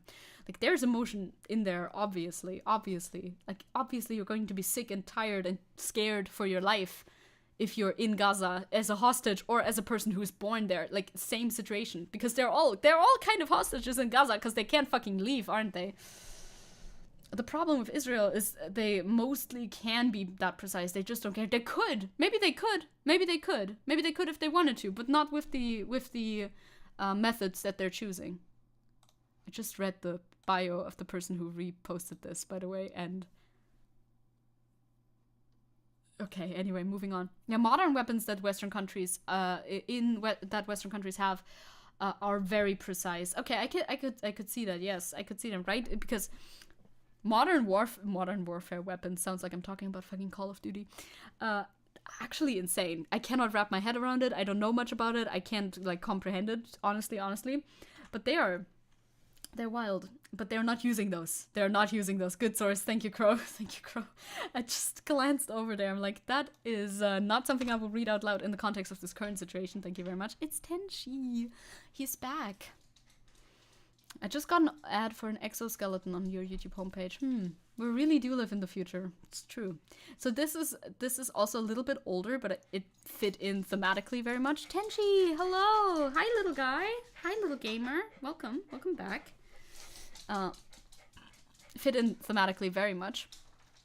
This is the headline. Keep the headline in mind when we read excerpts from this article.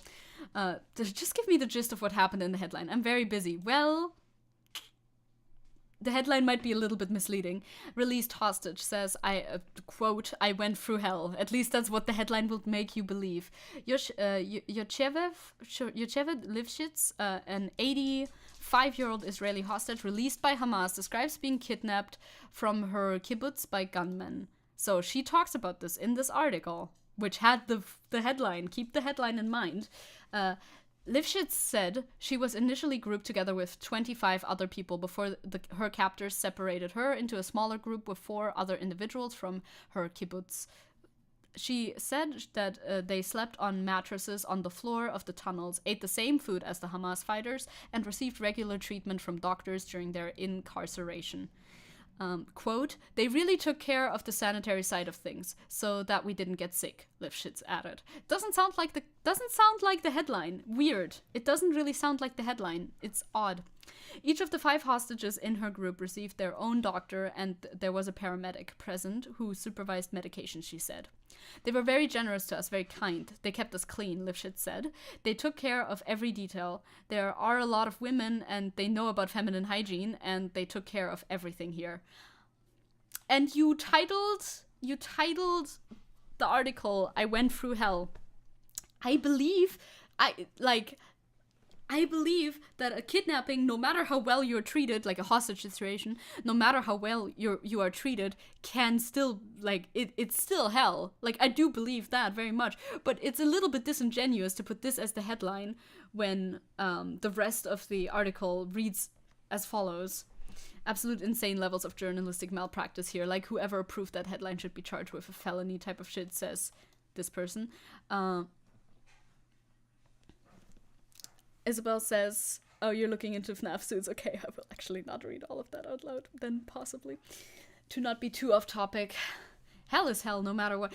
Like, I have full sympathy with anybody who's been kidnapped, obviously. You don't want to, yeah, it's a fucking traumatic, horrible situation, and I cannot say that enough, obviously.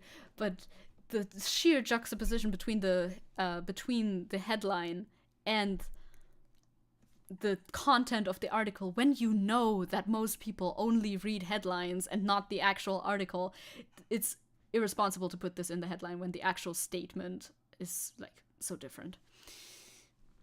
Yeah, they really fumbled with that headline. It's a CNN headline. It's a CNN headline. They have an agenda. They have a reason to make it be what it is, right?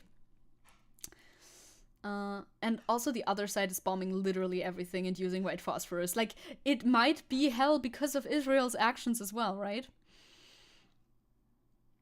There's different levels of hellishness, I suppose.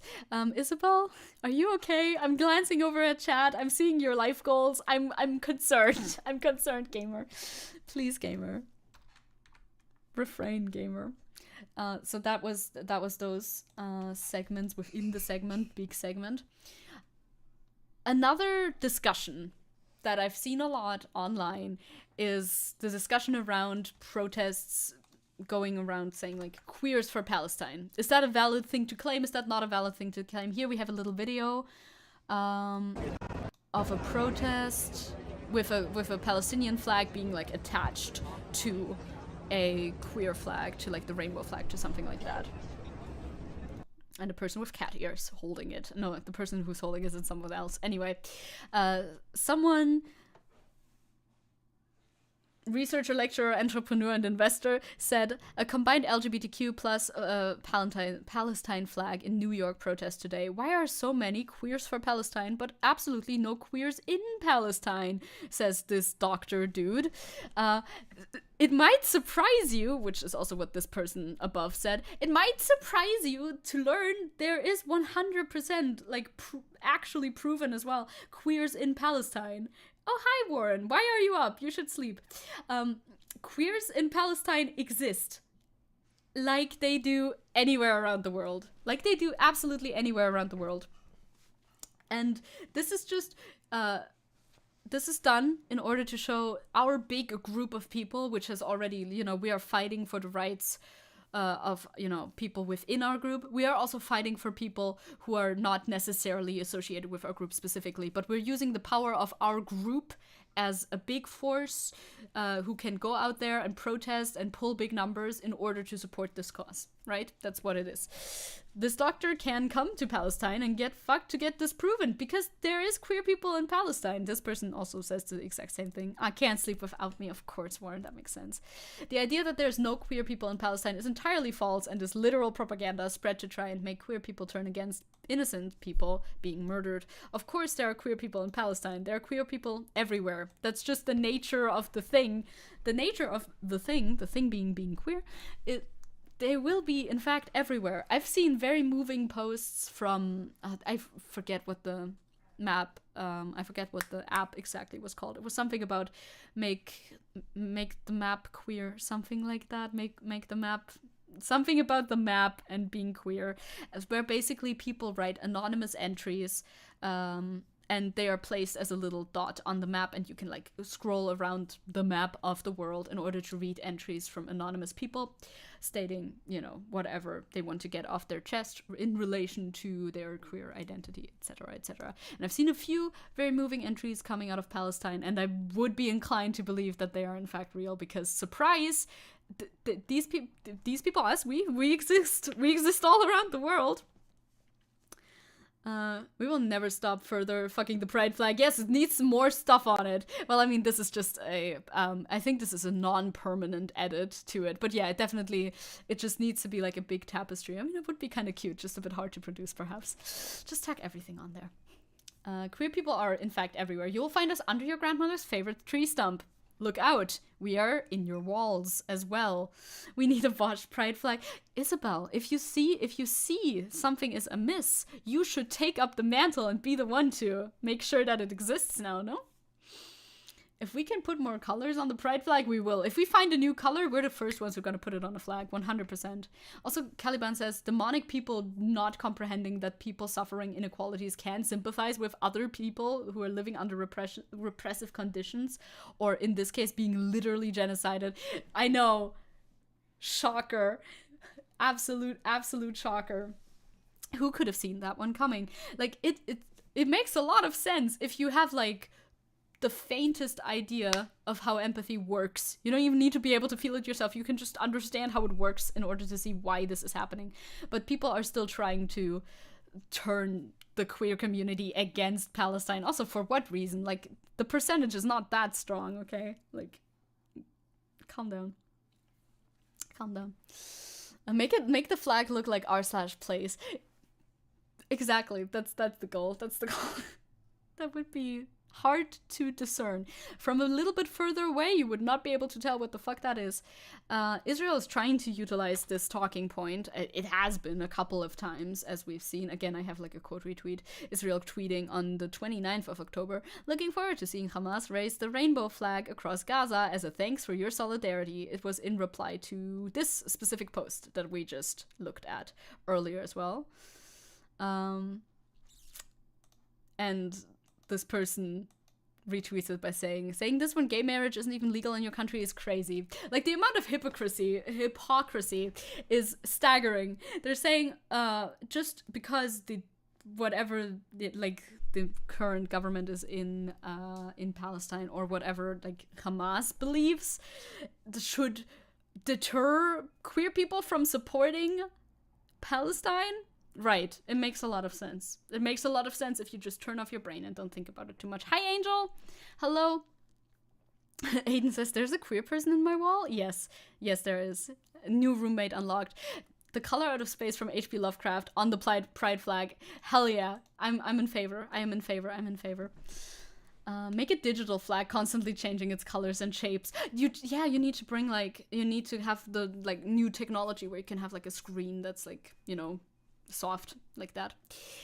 Angel says, tried finding out more what has happened to Al-Qas, an LGBT org in Palestine. They got banned by Palestinian authorities in 2019, but the ban was reversed. No word from their socials since. Since 2 weeks ago. Oh, I see. Keep me updated on that. Thank you very much. And thank you, and everybody, for the continued coverage. Thank you for continuously providing me links. I have more links from Angel Tale coming up as well later on. Hypocrisy, peut-être. We need an RGB pride flag. I mean, they kind of are, aren't they? But if they glow, I bet that exists somewhere. No? So yes, they were trying to utilize this for their own cause. Obviously they failed, because anybody with a working brain cell can tell that they don't care about queer people any more than the Palestinian, like, government, whatever, cares about queer people. Pride events, but everyone has like a whole TV setup super glued to their flagpoles. Yes, that will give you a good workout too. So that's nice. Yeah, no word from their socials. Well, the internet is like back on, back off. You can speculate on what might have happened, right? Like, maybe they're just too busy to post on their socials. You know what I mean? Like, maybe they're on the move. Maybe they're fine, but on the move. Or maybe they're not fine. That is also a very real possibility. Or who knows? I guess we'll see maybe later. We can hope that we can, get some updates on that.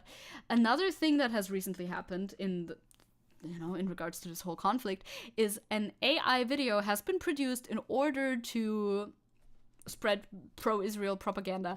This one being especially egregious, actually. Because they used Bella Hadid.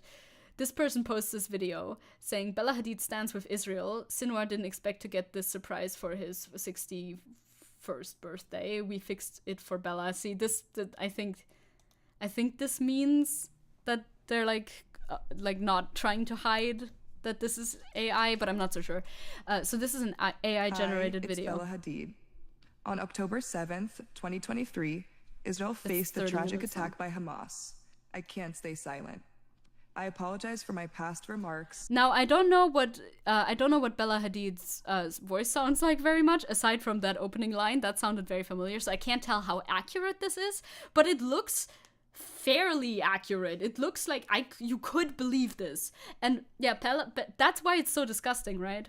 Bella Hadid is half Palestinian, and Bella Hadid has been very outspoken in her support for Palestine for obvious reasons. So making a video, an AI video of her claiming the absolute opposite is not only misinformation, but also gross.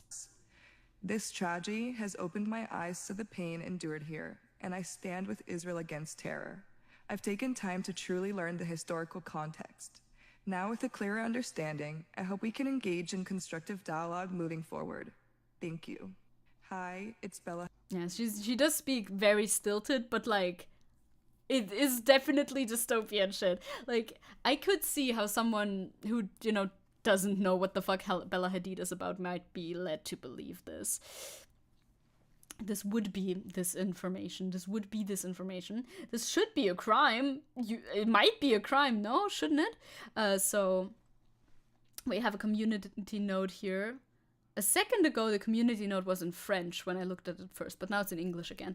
Yeah, it's a bit too monotone, but like the fact that there's video and probably her voice is pretty accurate. Like I said, I don't really know what her voice sounds like too much. The fact that it's this close to sounding human is too close. This audio for this video was made using AI. The speech was from the 2016 Global Lyme Alliance Awards, where Bella Hadid was receiving an award. There's the original video. Bella Hadid has been clear in her support for Palestine, of course, obviously. And, again, I have a quote retweet because that's how I see these things pop up on my timeline. Using AI to fake support from a Palestinian woman is just low, and I genuinely hope Bella sues. Yeah, maybe Bella can sue. Maybe Bella can sue against, I guess, Danelle. I guess Danelle has to be sued directly by Bella Hadid. I don't know if she's going to do that. This video has hella views, though. Like, this original tweet has a lot of, views. I mean, I don't know how real views are, of course. Views are a little bit skewed. But it has a lot of bookmarks and views and comments and retweets as well. Well, quote retweets mostly, probably, but still. Perhaps not in Minecraft. In Minecraft. Definitely not as good as Vosh singing That's Life, though. True. The musical covers are always better. But this is scary shit. That's exactly what everybody's been talking about ever since AI became more, prominent, especially voice AI. Video AI is a more new advancement, like actually producing video that looks somewhat credible. Voice AI is a bit further along. We've heard this before. Not great. Do I have research about Nakba? I know what Nakba is, but I'm not like the number one most informed person about it. I hope Zecke doesn't sue me because of the AI videos I made of her. I will sue. I will definitely sue. I'm just waiting for the perfect moment to sue, but I'm getting there. Don't worry about it. I feel as angry as Cenk, steamrolling through a conversation. Understandable. I understand the anger. I have more images from the ground. Again, I don't want to show you like graphic gore or anything, so there's none.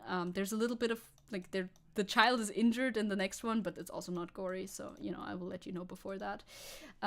Images from the ground is just never mind. So I swear to God this happened before. Wait, is it still available? I'll check on my phone. If I can find it on my phone, I'll probably be able to... It might be an error? But if it's gone on my phone too... Yep, no, the video's gone. Never mind. So this was a video of a German journalist or just a German-speaking person who lived in Palestine running around trying to find a place where he was able to access the internet. and I should have recorded it, I guess. I didn't think it was going to be taken down before I got to show it to you. Running around trying to find internet in order to upload the video, and there was bombs flying in the background. The child is injured. Yes, a bit. You can definitely see it, like, broken arm, and you can see it a bit on his face, but it's not, like, bleeding actively. Now, I hope that the other ones are still there. It's like, excuse me, that just means I get to fly to Germany and meet her. Ah, big brain moves. Is this how suing works? I guess it is, probably. I guess it probably is. I've never sued anybody. Okay, so this one we are not able to see because it was taken down. I wonder why. I mean, I do literally wonder why. I don't know. I have a fear of breaking bones. Fair. You don't see any bones, like, snapping in the video or anything. It's in a cast. It's in a cast, don't worry. The Zecke Special Forces squad are already at your doors and windows for those AI videos you made. Yep, they're here. Didn't have to go so far for Seppo either, so that's practical. Sounds important, but, like, YouTube would be upset at the video. No, really not. I don't think so. Like, nothing was shown. It's like, they're all very tame, I swear. Like, this one is probably the worst one, and I think it will be fine anyway. This one's, like, if we're talking about, like, on-screen violence, right? Not contextual violence. These are, of course, worse, but, you know. Please still be here? Yes. This is a little interview with a Palestinian boy. شو اسمك؟ عاصم. كم عمرك يا عاصم؟ 11. Subtitles on screen. بيتكو؟ من ايش وجهك وايدك؟ قصر بيتنا فيه. Yeah, this was from the bombing, انت obviously. وين كنت؟ She's asking, you know, where did you get these injuries from? In case the subtitles are hard to read, I'm trying to say it again for you as well. He's just explaining that, you know, this happened during the bombing. That he left to his aunt's home while their home was bombed, but then his aunt's home was bombed.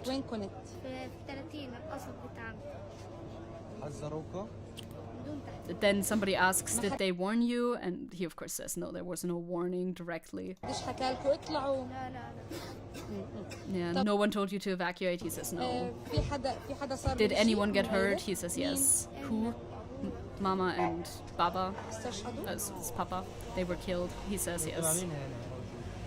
And he's here with his grandma and his aunt. Like, there's thousands of these stories in Palestine right now. Are you alone? He says no. My sister and my brother are in intensive care, he says. Yeah, he's definitely still in shock, 100%. Like, shows your face. You're beautiful, you'll be fine, don't worry, is what she tells him. Because, you know, what else are you gonna tell a kid, right? Thank you, Assam. You're a hero, you know, you're everything like that. So, this is Asim's story. Remember his name? Asim and his siblings are now without parents.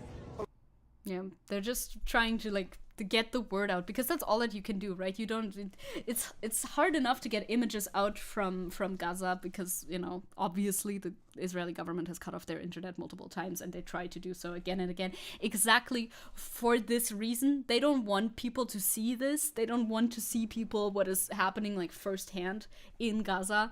And so I think it's important to show these images when I can. This child was robbed of his parents by them, yes, by the Israeli government, by these orcs, you say, these fascists. They don't care. They don't care that they're, like, hurting civilians in their fight against Hamas, in quotation marks. They don't care about it. It's gut-wrenching. It is. I know, I don't want to make you, my goal is not to make you cry, but the goal with this is, those are exactly the images that they're trying to suppress, so I feel like it makes sense to boost exactly these images, and this is a good platform in order to do it. There's not another one that is this gut-wrenching, I think, so if that helps you, that might help you. This, however, I mean, this is gut-wrenching in another way. It's from the same press person. It's from her again. Hi everyone, I'm still alive, and I don't know. I don't know if it says her name anywhere. But this was a little bit earlier. This was uploaded on the 23rd, and raises some important thoughts, I suppose. I want to tell you about my biggest fear. So my biggest fear is not to die. Actually, I'd rather prefer to die than living all of these nightmares, continuous nightmares. My biggest fear is to live. After all this war, to live and face the reality that our cities, our homes, our homeland, and everything is destroyed. Our beloved ones, our friends and relatives are killed. And to face that, we don't have work, and we have to deal with a lot of humanitarian crisis, and people are facing winter. Winter is coming. People are without homes, without food, without fuel, without electricity. The infrastructure is destroyed. There's no schools, universities, or anything. We have to rebuild everything, and to rebuild our motivation to live and our mental health, and that would take a long time. That is a very valid concern, obviously. Like, this is something that you also have to think about when this is over, which, you know, we hope that this will be over soon, that this will not end in complete annihilation, but it will end, you know, in a ceasefire as the UN has demanded. So you'd think that even like after the UN has demanded it, you'd think something would actually happen. So after it's over, what's going to happen then? They're going to have to rebuild. They're going to have to find, like she said, they're going to have to find their motivation again. They're going to have to receive a lot of aid. I think that's what's going to have to happen, right? After this is over, which I hope it will be over, like finally at some point. It hasn't been over for very many years, but maybe at least this like in more intensified era of it can be over. I'd like to think that it can be anyway. We're going to have to help Palestinians still with, you know, with like donations, and our governments should be helping rebuild what was destroyed in this genocide. Yeah, these people have nothing, and I understand like the despair that you can feel, but I've also seen uplifting images, you know, like you cannot even fathom, as somebody who's outside of Palestine right now, and you know, I don't even have any personal connections, obviously, right, with Palestine myself personally.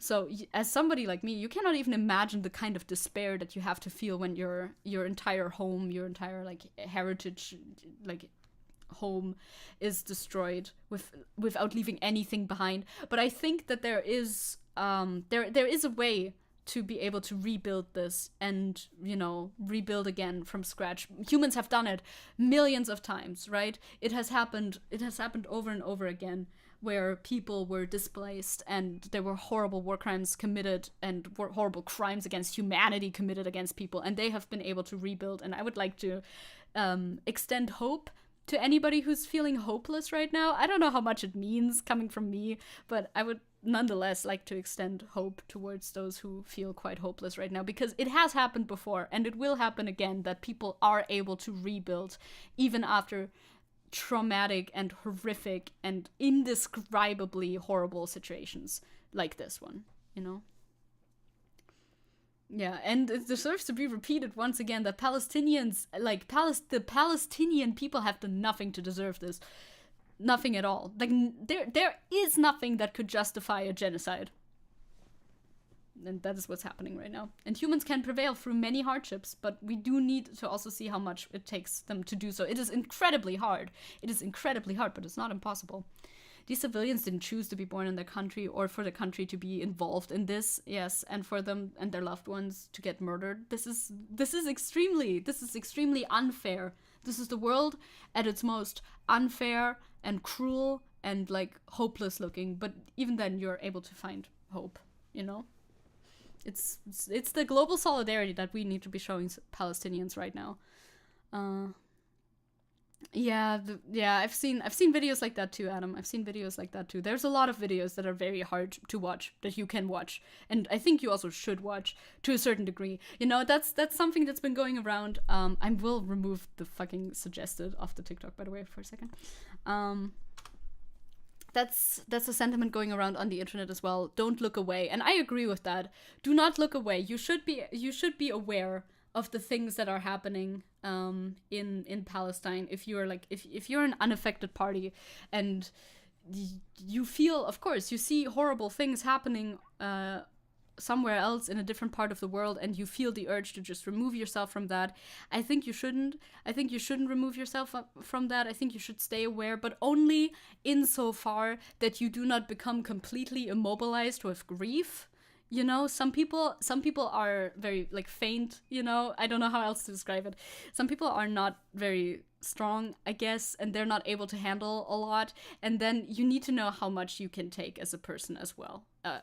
Like, you don't need to seek out every single gory video that you can find on the internet. That is not what anybody's asking you to do, right? When they say don't look away, they're not saying that you need to expose yourself to whatever is the most triggering video out there that you can find. That's not at all what the point is. That doesn't make any sense. It's just that you're supposed to be supposed to keep being aware of what's going on over in Palestine and don't distract yourself from it and don't forget about it. And keep talking about it, basically, you know? Isabel says, this is how war and nationalism works. This is just how it works. Barbarism that we try to move away from, but our countries are just spineless to say enough is enough. Truly, because they're like involved with the history of the place or involved financially, capitalism, with the place. There's thousands of reasons why these governments have chosen to support Israel or to not denounce Israel at the very least, and they're all not based in human empathy.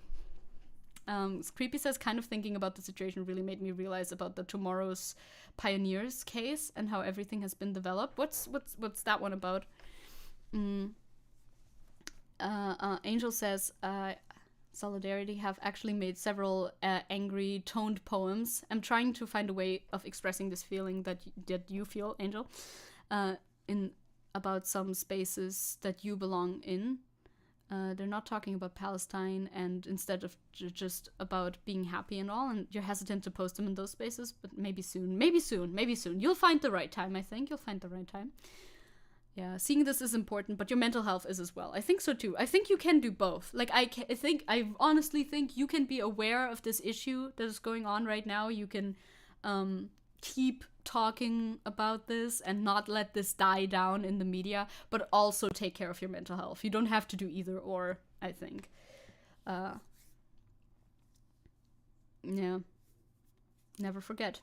Just don't forget the Palestinian people, because they might not have a voice to speak up for themselves anymore, so you have to do it. I will also show you the newest update from the same woman who posts on TikTok. Hey everyone, this is Bissam from Gaza. Because this was on the 30th of this month, so less than 24 hours ago. Still alive despite what are you hearing now? It's now 7 a.m. and these are the updates. During the night, continuous bombing around Al-Quds Hospital and the Shifa Hospital. Thousands of people are evacuating their homes from surrounding the hospitals into the hospitals. Carpet bombings from the north to the middle area of Gaza Strip. In the north area, Gaza itself, Gaza City I mean, and until the middle area of Gaza Strip around the Turkish hospital. These bombings caused a lot of damage, a lot of destruction. Many people still under the rubble, unfortunately, and the civil defense and ambulance crews are trying as much as they can, despite the cut of the cellular connection until now in the northern areas of Gaza Strip. So the north area of Gaza Strip is without cellular connection. Gaza city itself have some, a little bit of connections, and that's why the ambulance have some difficulties to reach injuries in the north area of Gaza Strip. Yes, an update. I'm always glad to see an update from people that I see reporting live from Palestine, because you never know when the last update is going to come, right? You hear the bombs falling in the background of this video, which absolutely, I cannot imagine how fucking terrifying that is. Like, you have to be in a constant state of shock at that point in order to be able to be trucking on and not just crumble into yourself and not be able to, do anything anymore. Also, I agree with Isabel. Be strong, be brave, comrades. Don't let your anger doom you. Let your fuel for your love for humanity drive you to do what's right.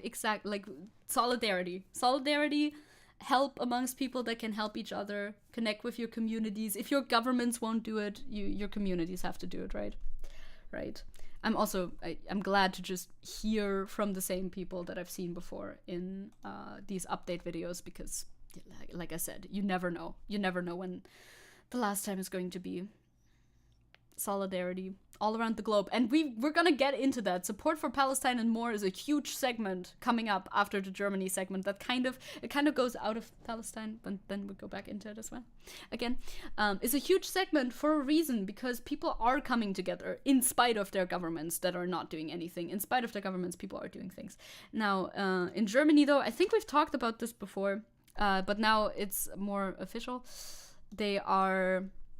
They're tightening the national laws for immigration, the nationality laws. Like anyone who this is the same thing that's written here in this image. Anyone who agitates against Jews is not allowed to get a German passport. I find this so hypocritical, because the fucking statistics show that there's way more anti-Semitism in German dudes. Fucking far-right Germans are way more anti-Semitic than the people who move to this fucking country. You should start clearing out those people who go out into the streets of Dresden and walk with the third way, the Dritte Weg, that fucking party. You should start there. There's way more of them there, and not start with not letting people into the country based on the fact that they might be anti-Semitic, which in most cases, I'm sure this law will just be used in order to turn away Muslims, because they can just presume that they must be anti-Semitic because they are Muslims, which is obviously a baseless accusation and has no place in our country. I agree that anti-Semitism has no place in our country. However, I have a feeling that this law is directed against the wrong people. Very odd. Very, very odd how that works. One thing is clear, anti-Semitism has no place in Germany. I, once again, full-heartedly agree. Let's start with fucking Hubert Aiwanger, who's a Nazi and active in Bavarian politics. Start with that guy, why don't we?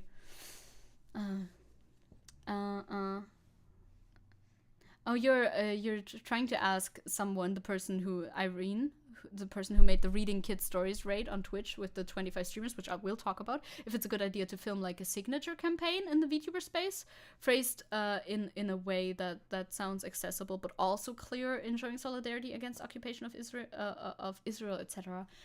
Of Israel, of Gaza, of Palestine. You can ask for sure, communicate. Yeah. Yes. This is a good idea, you say. Bavaria mentioned. Yay, I'm sorry, Seppo, I'm sorry. You can always do something. Hell, you don't even gotta leave your home to do the bare minimum. Very true. You just need the right resources, the right tools. Find those tools and use them, says Isabel.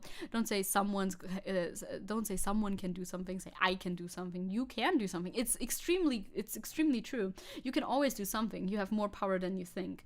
Take it from me, Tomodogis. It's true though. It's true. Like even talking about it in your small like spaces, whichever spaces you have online, just sharing information is already helpful, because Gen Z at large is not falling for the Israeli propaganda anymore, and that is different from previous generations, because we are able to share information and detect misinformation as well. If we're deporting anti-Semitic people, can we deport this guy? Would this be possible? Because this is another little news story, actually. It is absurd if Hitler salutes and leaflets against Jews keep you in office as economics minister, but the person who makes this public is investigated, because his teacher who made the whole like anti-Semitism in his youth public is now being investigated, is what it says on this image. Never again is now made ridiculous through exactly these actions. Oh no, Warren, no. Yeah, Aiwanger, the Aiwanger shit is not getting better. I feel like if we were trying to get rid of anti-Semitism, we should start exactly right there, because they're saying like they're investigating Aiwanger's teacher instead of investigating him, because it's so it's so like unimaginable that this guy who is like spearheading the Freien Wähler, which are which could be considered a pretty right-wing party if you listen to them talk, that this guy was ever like sharing anti-Semitic sentiments in his youth. That would be crazy. No, we have to investigate the teacher on this. Yeah, that's this guy. Because apparently the teacher wasn't being private enough. Like he was spilling secrets that he wasn't supposed to be spilling. Okay. Like a Kefia design onesie or blanket that VTubers could opt to use on stream as a way to showing solidarity. That would be cute. Or like a watermelon acid.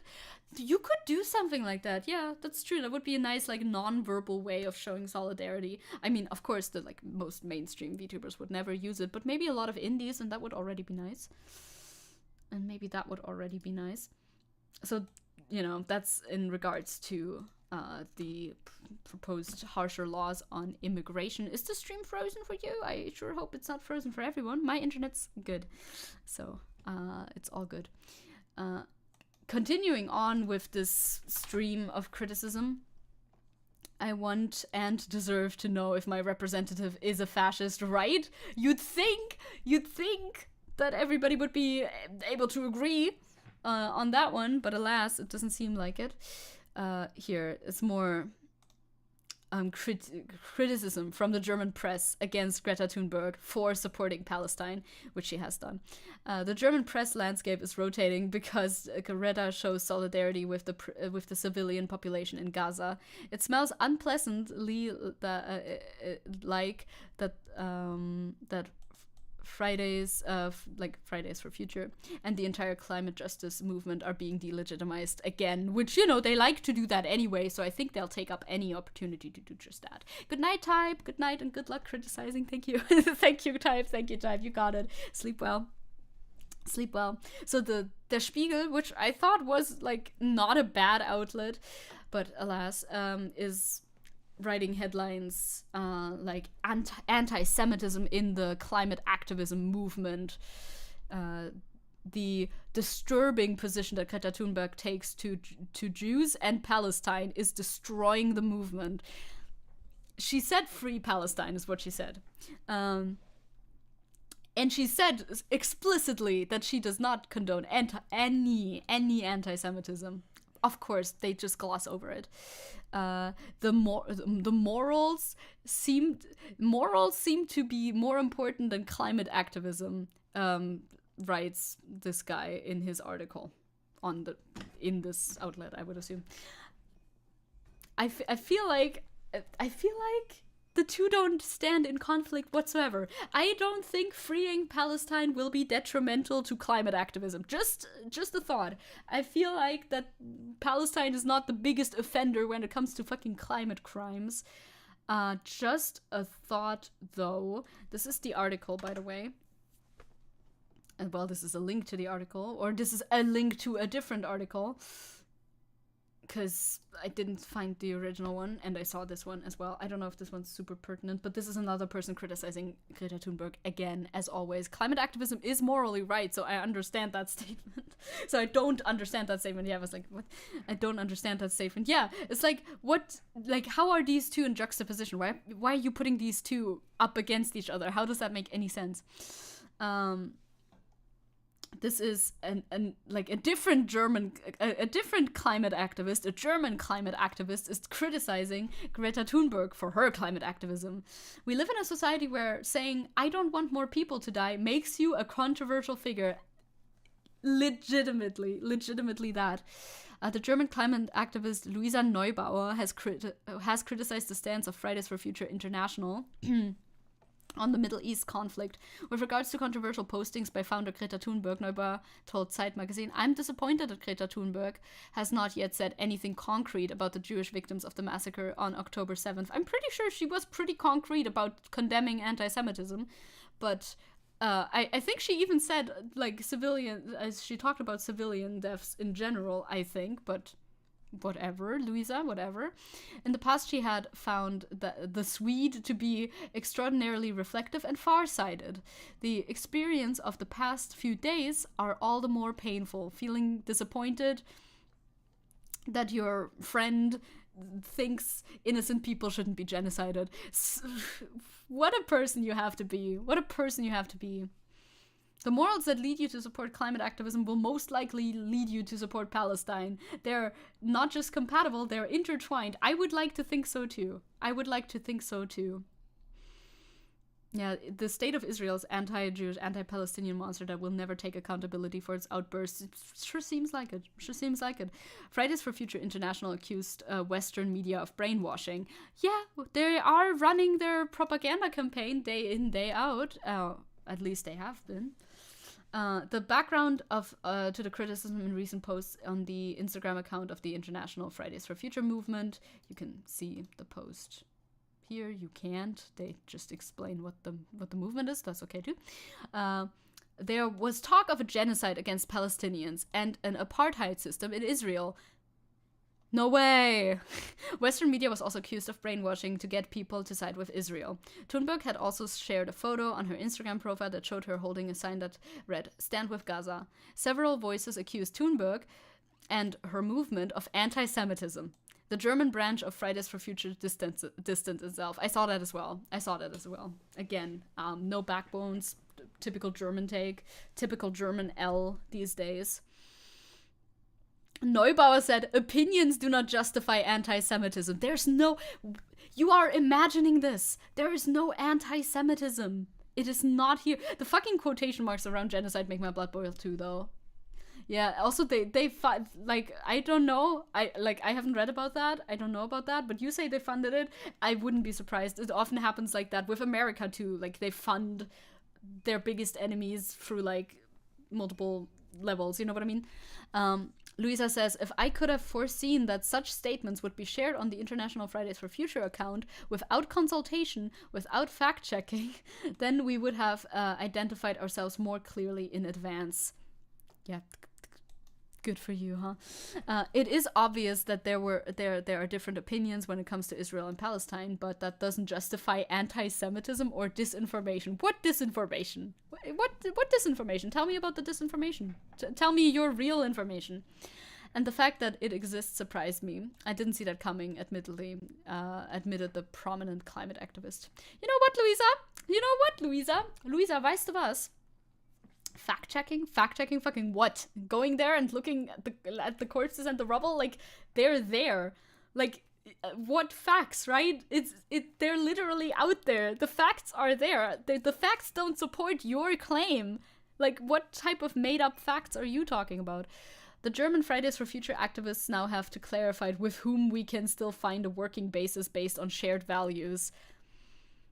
Insane to have a falling out about this, and where that could be. In Neubauer's opinion, a name change is not a suitable solution to the problem. She also thinks it would be wrong to focus only on Germany now. After all, the climate crisis is global. I agree with that.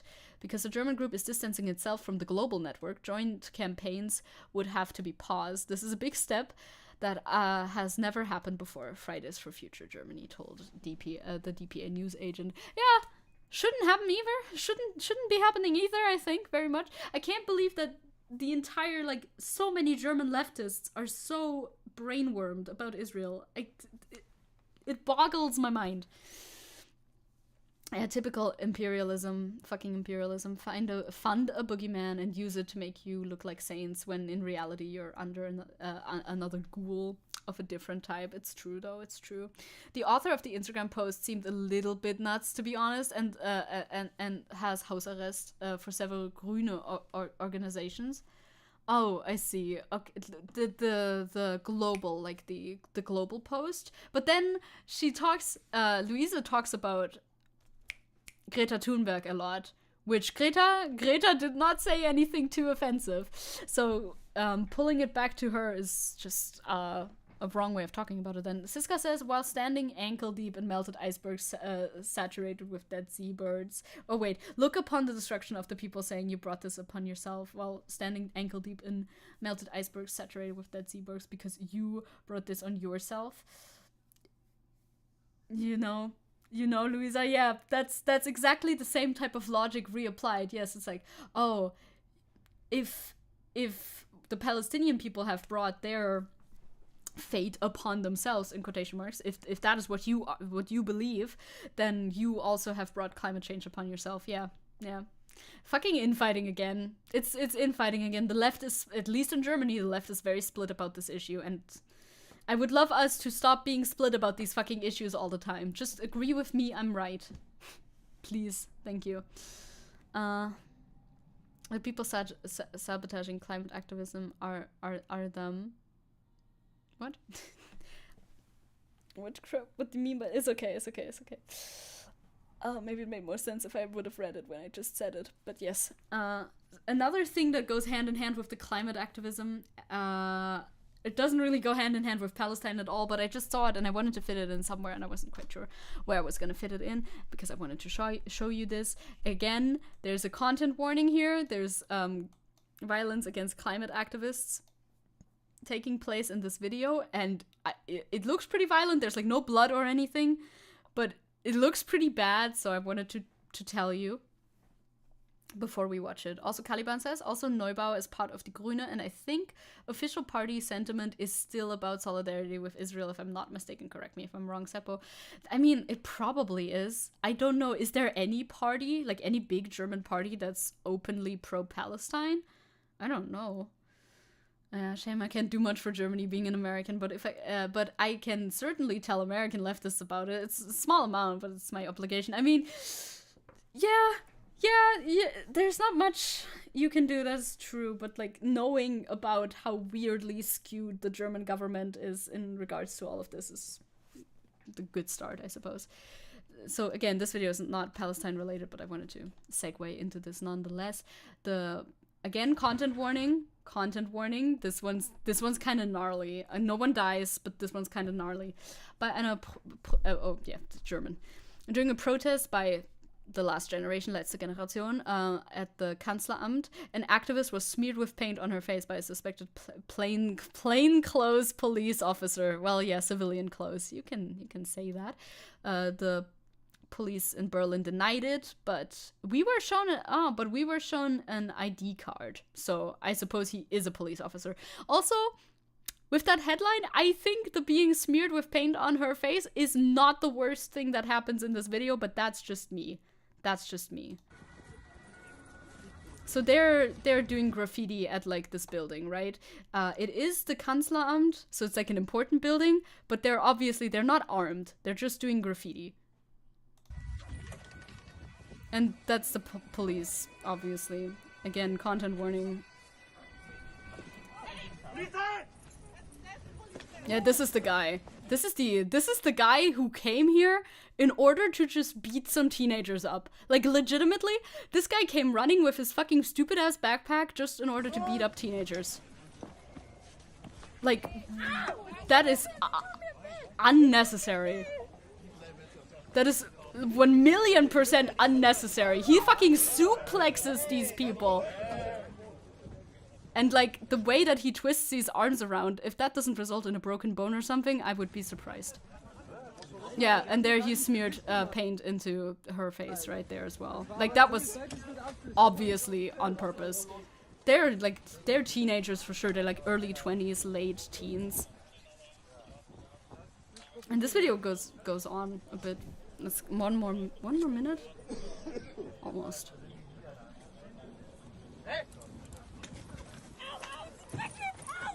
Yeah, they just love throwing these kids around. Like look at the handling. Look at the way he handles these kids. Yeah, even the other police officer is saying this. Even the other police officer said, just put their hands on their back. Just put their arms on their back. Like, just do that. You don't have to fucking suplex these kids. Yeah, just, you know, if they resist, put their arms on their backs. Just do that, is what the other police officer said, basically. Like, she was just laying there. She didn't... They're all unarmed young adult women.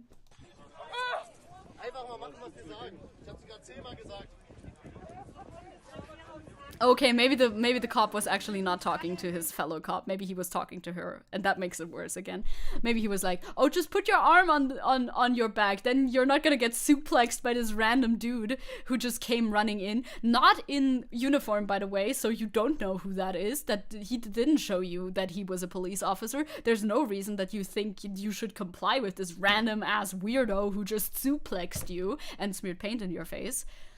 It's gross. It's fucking gross. It's gross. It's unnecessary. It's like fucking unarmed protesters who are doing vandalism. Yeah, I mean, I can see that. I have eyes, but yeah, you don't need to break arms because somebody's doing vandalism. I mean, I don't think you need to do. I don't think you need to break arms ever. Yeah, you got that treatment when you were 14. Yeah, cops like to do that. They like to have the power over people like that and do this without consequences. Yeah, he's with the police. The police are doing the exact same thing and helping the guy dressed like a regular person. Yeah, he is with the police. As they said, they were shown, like, the newspaper was shown an ID card as well, identifying this rando as a police officer who was just not, like, on the job at the second, I guess. Yeah, it's like, oh no, your building has paint over it. Get over it, you fucking child. Like, yes, I understand this is a criminal offense. I understand that on a legal level. I understand this.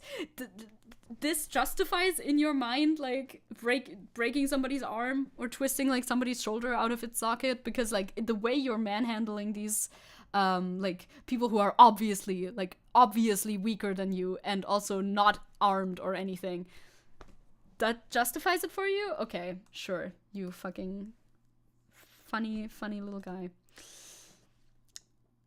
And the paint is probably much more toxic to people than buildings as well. Siska says, it's like once you hear these kinds of people talking about left-leaning people, you can tell they don't see us as people. It's literally true though. Like, it depends a bit from officer to officer, but the entire institution does not see leftists, and especially not climate activists, as people at all. I mean, if you've ever seen any videos of people interfacing with climate activists in Germany specifically, you know that they do not care. They do not see climate activists as people anymore at all. If they're sitting in the road, they're no better than fucking vermin for them in their minds.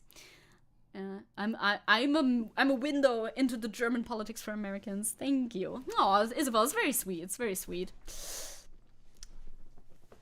That's very sweet of you. I like that. I like that though. That's why I like doing English content as well, because I find it interesting if somebody's able to talk about, you know, a place that isn't just America and what's going on in there for people who might not just be from there, basically. Siska says, I had a colleague once who saw a very minor anarchy symbol etched into a wall somewhere, and he started talking to me like the person who did that was a walking H-bomb.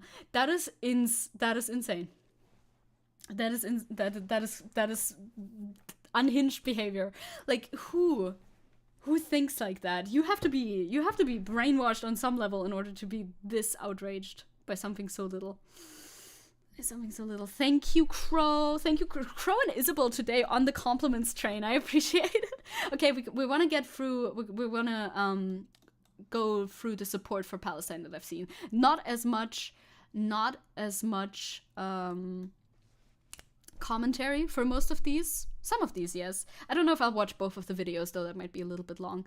But I want to show you that people stand with Palestine. Even if their governments don't, people do stand with Palestine, and I'm glad to see it. Thousands of people, says Sky News, have joined a pro-Palestine protest in London, calling for an end to Israel's bombardment of Gaza. Police estimates around 100,000 demonstrators gathered in the capital, and more text. Nope, just read more at link. But somebody else corrected, saying this was actually 500,000, 500,000 people. And I mean, the size of this. To educate ourselves, to educate our children, to educate friends and colleagues, and encourage them. The size of this protest is absolutely unfathomable. Unfathomable. I can't speak anymore. There's a lot of people here. Other individuals around here.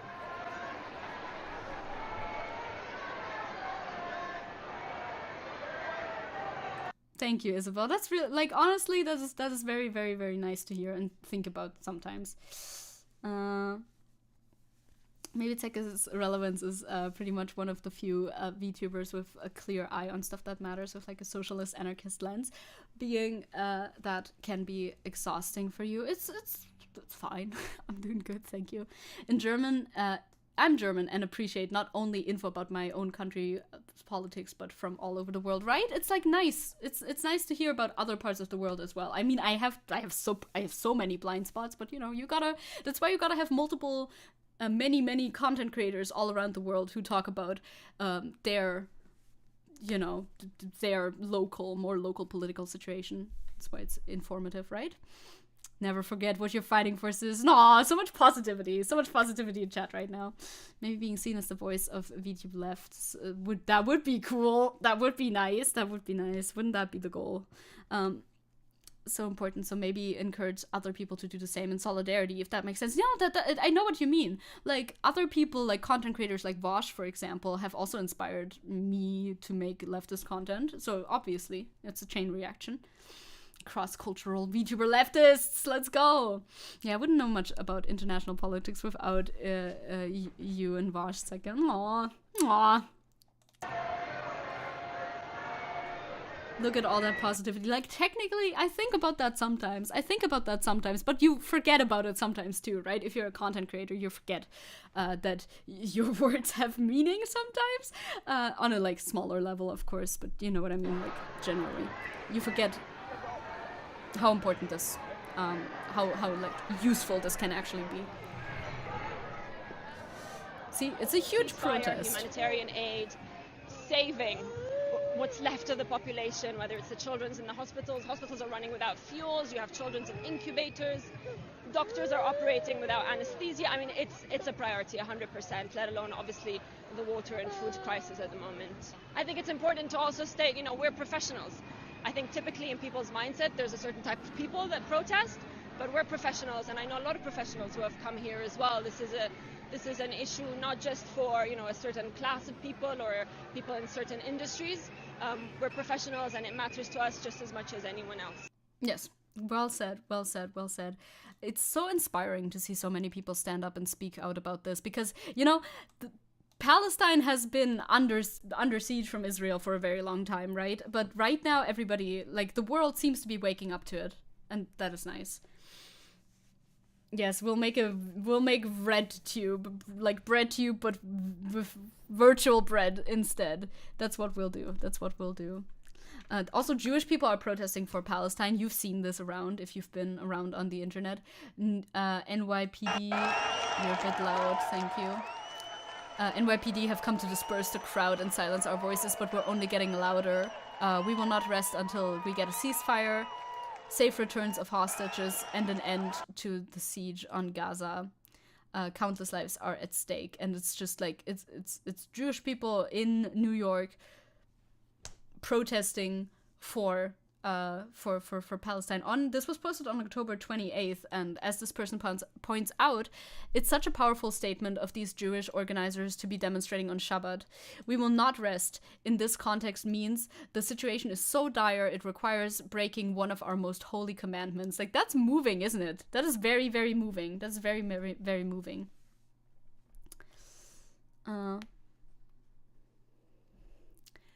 If not for Vosh and you, I wouldn't be here, Zecke. And if not for you, the German left wouldn't have a voice in American and Europe in the VTube space. That's true.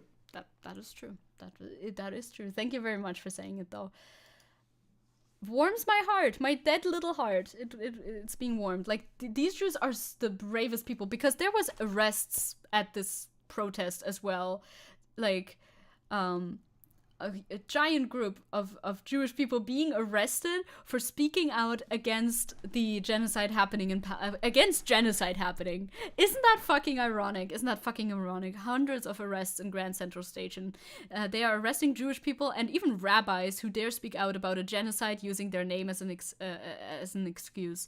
This should be an eye-opener to anyone who dare to claim that anti-Zionism and anti-Semitism are the same thing, because obviously it isn't. We've seen examples of this before, but I'll show you examples more and more, because they keep coming. The Jewish people do not stand for the crimes being committed by Israel.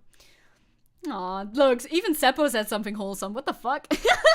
You're not that mean. I don't know. You're not that mean. I don't know. I don't know why I made it look like that. You're doing good work, Zecke. That's my wholesome comment for this month. I mean, got it in on the last day. Bit late. Turn your homework in earlier next month, okay? Arresting Jewish people sounds fascist to me, Israel. Well, I mean, this one was happening in New York. So that's just the good old US of A. I'll skip the YouTube videos for now, I think. I wanted to show you art for Palestine. I think maybe you've seen this post. Now I feel pressured. Everybody say nice things about me or else. This is the tweet that's gone it's gone pretty viral, I would think. Artists, this is the time to let the world know the strength of your will and heart. Paint, draw, write, sing in their stead. Make the world know your outrage, your sorrow, your empathy, and your pain. QRT, quote retweet, with your own art in support of Palestine. And I've already made a little link because I found where to see the quote retweets. And I think they should all be fine to show. This is kind of like free scrolling Twitter, but I just believe that this should be fine. There's so much beautiful art under this hashtag. I want to contribute too, but I still need to think of like an image. I'm still looking for an image. I want to ask my Palestinian friend maybe if he has an idea for that. I already say nice things to Zecke. She's my everything after all. You do say that a lot. Yes, you do say that a lot. Like, there's so much beautiful art under this hashtag. Amazing art, and I'm glad that people are making art and using their voice and using their talent and their craft in order to spread awareness for the cause. You can wait, I'll give you the link to this. Actually, I'll give you the link to this in chat. You can scroll through this yourself because it's like very long. I'm not going to scroll through all of these, obviously. I'll link this in chat. You can look at it. There's many beautiful artworks, oftentimes depicting like olive tree branches and stuff like that. Just the symbols of Palestine. And I love to see like such a variety of artwork for a variety of styles, a variety of artists from all around the world making art in solidarity. Like, look at this anime as artwork. Like, that's amazing. I'm glad somebody made this. I'm glad somebody's making this for this, you know? You can scroll further. I'm gonna stop free scrolling Twitter very soon, even though I feel like this hashtag should be pretty safe. Like, look at all of this. Look at all of this. It's so nice to see. I want to contribute, but I gotta figure it out first, what I want to do. Aiden says, I want to say nice things, but everyone keeps saying things I agree with. Horrible. Unique compliment? You're lovely. You're smart. You teach me things. Very cool. Favorite VTuber. Oh, that's actually very sweet. That's actually very, very sweet. Anime community being based, right? It like all of this art hits in the feelings. I mean, that's why art is so important, right? Art is a way of communicating and documenting as well. Documenting things that have happened throughout history, political, historic occasions have always been tied to art very intimately, so it just makes sense to have such a thread over on Twitter or anywhere else on the internet, you know, making art for Palestine. There's more art for Palestine. I saw this TikTok video, actually. Oh yeah, hello, my face, please, hello, face, please, hello, face, please. Thank you. It's getting dark, so face tracking is getting worse. I'm like in my dark ass room in front of my monitor. Sometimes it's bad. Sometimes it's bad, but there I am. Thank you for letting me know. I don't always look over there, and I wouldn't have noticed. Thank you. There's an animation as well. That's like art as well. This one's pretty emotional.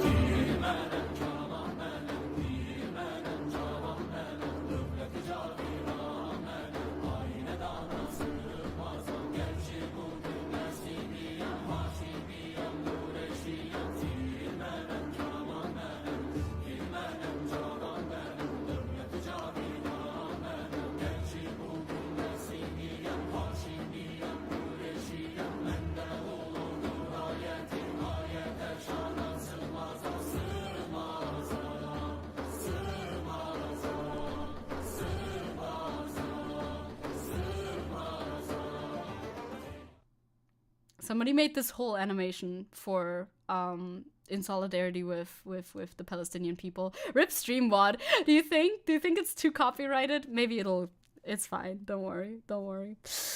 don't worry, I'm sure it'll be fine. And so otherwise I can mute the section. That's also okay. So that whole thing, I'm just like in awe of what people are creating for this. Got a bit of chills, not gonna lie, right? Like, art is able to speak to people in a way that's more direct than words can, you know, because art transcends language, first of all. I mean, there was words in that art, but still, you're able to see these images, even if you don't speak English, even if you don't understand the words that are written in the video, you're going to be able to feel something from watching that video that you might not be able to feel from reading a news article or something like that. And that's why I think it's so important. Like, that got straight to my heart. I understand, Crow. I understand. Like, it's a way, art is a way to be able to represent something that cannot be described with words because it's too harrowing, too like abysmal in order to be described with words. That's what art is for. And I'm glad that people are utilizing it like that, you know? Also, Isabel said, open your heart, let everything inside pour out, your pain, your joy, your love. Deep down, we're all just scared children, but we can carry on forever and face the demon. We must never stay quiet. Silence deafens more than any other sound. If that isn't the truth, I don't know what is. That is the point. Hitting the nail on the head, and we'll do it together. Exactly. And we'll do it together. We can do it here. We can look at this together. And that's nice. It's like an AMV, yeah. It's like an AMV. I'm glad people are making this. In more lighthearted news, if you want to move to New York, maybe now is the time. I don't know if you've seen this. Thousands of military reservists from New York City rushed to Israel to fight Hamas, says this, you know, New York Post article. And this person replies by saying, you're saying they've left their houses unoccupied? In the state of New York, squatters who live in a place for 30 days instantly become legal tenants. So do what you please with this information. Palestinians in New York City have the chance to do something absolutely hilarious right now. Native Americans, too, have the chance to do something quite funny at the moment. If we don't take it, someone else will. If I don't steal it, someone else is gonna steal it. Damn, free houses in New York City. Just give me an address and I'll be there in a few days. I think people should seize this opportunity. Palestinians in New York, you know what to do, you know? You know what to do. You have the ability to do the funniest haha and get yourself a free house. Do the funny. Do it. It's about damn time, I think. Yeah, get those homeless and indigenous people into those houses, like ASAP. I think that's a good idea. I like that post. I saw that post. I like that post a lot. Also, if you're near DC, I am decidedly not quite near DC, but if you're near DC, on Saturday, November 4th, 2 p.m., Freedom Plaza, National March on Washington for Free Palestine, in order to protest, of course, what Biden has been doing in regards to Palestine. Biden, no more U.S. aid to Israel. Lift the siege on Gaza now. The people demand a ceasefire, as we know, obviously, in great voices. Great numbers of voices. People have demanded a ceasefire. People are going out on the streets in America. I'm sure this is going to be a huge march. I'm sure it's going to be absolutely ginormous. So if anybody's nearby and able to go, maybe consider going. I'm a bit far, but maybe next time. Right? Just squat and occupy the and autonomous spaces, right? You could. Vacancy laws depend on the state, so research beforehand, though. Well, it said it was 30 days as well. Some other good news, I'm eating leftover casserole right now. Yes, we're having so many W's. I also wanted to quickly show you that streamers have been, like me, streamers like myself, have been in support of Palestine. This is what Angel Tail shared, so I wanted to just shout that out real quick. There was the reading raid train. These awesome streamers will be, well, it happened now already because this was on the 27th, yes. Have read children's books and talked about Palestine while having some good fun. All times are listed in CT, so you can see 1, 2, 3, 4, 5, 6, 7, 8, 9, 10, 11, 12, 13, 14, 15, 16, 17, 18, 19, 20, 1, 2, 3, 4, 5, 25 at least. Definitely 25 streamers have been featured in this lineup of streams for Palestine, for solidarity and everything. Let's go, friends! You got it! Every person that speaks out for Palestine. Like, I'm glad to hear about it, you know. I'm hungry for dinner. I want some food too, but we're almost free, gamers. We're almost free. So some examples from these streams, I think, is what is Angel has also clipped these for us, and I would like to show them to you. So Cinnarin, for instance, this is a clip from Cinnarin. I think at the end of her reading stream. I say this a lot. Like, of course, what we did was hard work, but this could not have happened without you. It really could not have. Anybody that was spreading the word about Palestine, anybody that was retweeting about Palestine, anybody that was called to donate for Palestine, that's all you. You know, at the end of the day, this was an amazing feat, but like, we're spreading and doing so much good for the world. And truly, that's all that I can have in this community. Like, thank you guys. Thank you from the bottom of my heart. This has been so amazing. Yeah, VTubers. I've featured some VTuber clips. Has caused me the most anxiety and the most stress in all my lifetime. Whew. Doing good for the community. Also with live captions. Into your eyes. Nice. You're welcome. I am broadcasting my thoughts into your brain right now.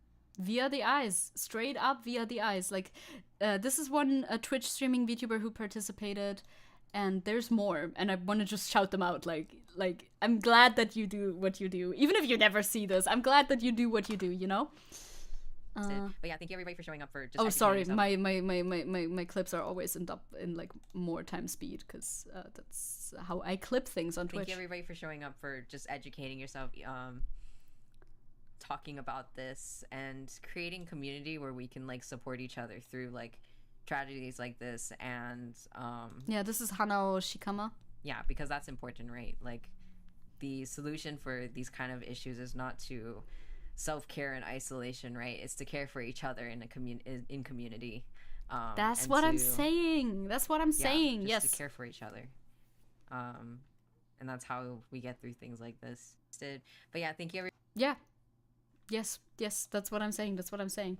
Like, more politically leftist VTubers. Yes, I don't know what their content is like. Of course, most of these people I've seen for the first time here in these clips. But, like, maybe they also talk about politics more often. I don't know. Yemen declared war on Israel. Jesus Christ, did they? Did they? Yemen's Houthis group? I will read up on that, and we can talk about that more in Friday, I think. This is another clip. Anya Bunbun was reading children's books for Palestine as well. This was clipped by Angel Tail as well. But nothing. I mean, when I read this, just like. And you know, you can get a little bit emotional if this happens. Yes. Okay. If you're inclined to be very outwardly emotional, I feel like this makes a lot of sense. Like, being faced with so much like humanity on one side and tragedy, like those two things clashing. I understand why you would respond like that. You know, crying for Palestine. I mean, it makes sense, right? It's a human response. Okay, I'm gonna continue the story. All right. Sit tight. This is a bedtime story for some of you, all right? We name you this because you are Palestinian. Your name carries the weight of a nation beloved to millions. The historic land of Palestine is a wonder to behold.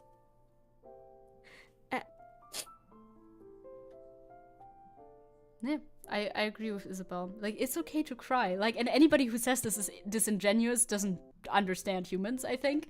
Like, we need to grow VTube left. This is our chance. This is our chance to grow VTube left. It's true.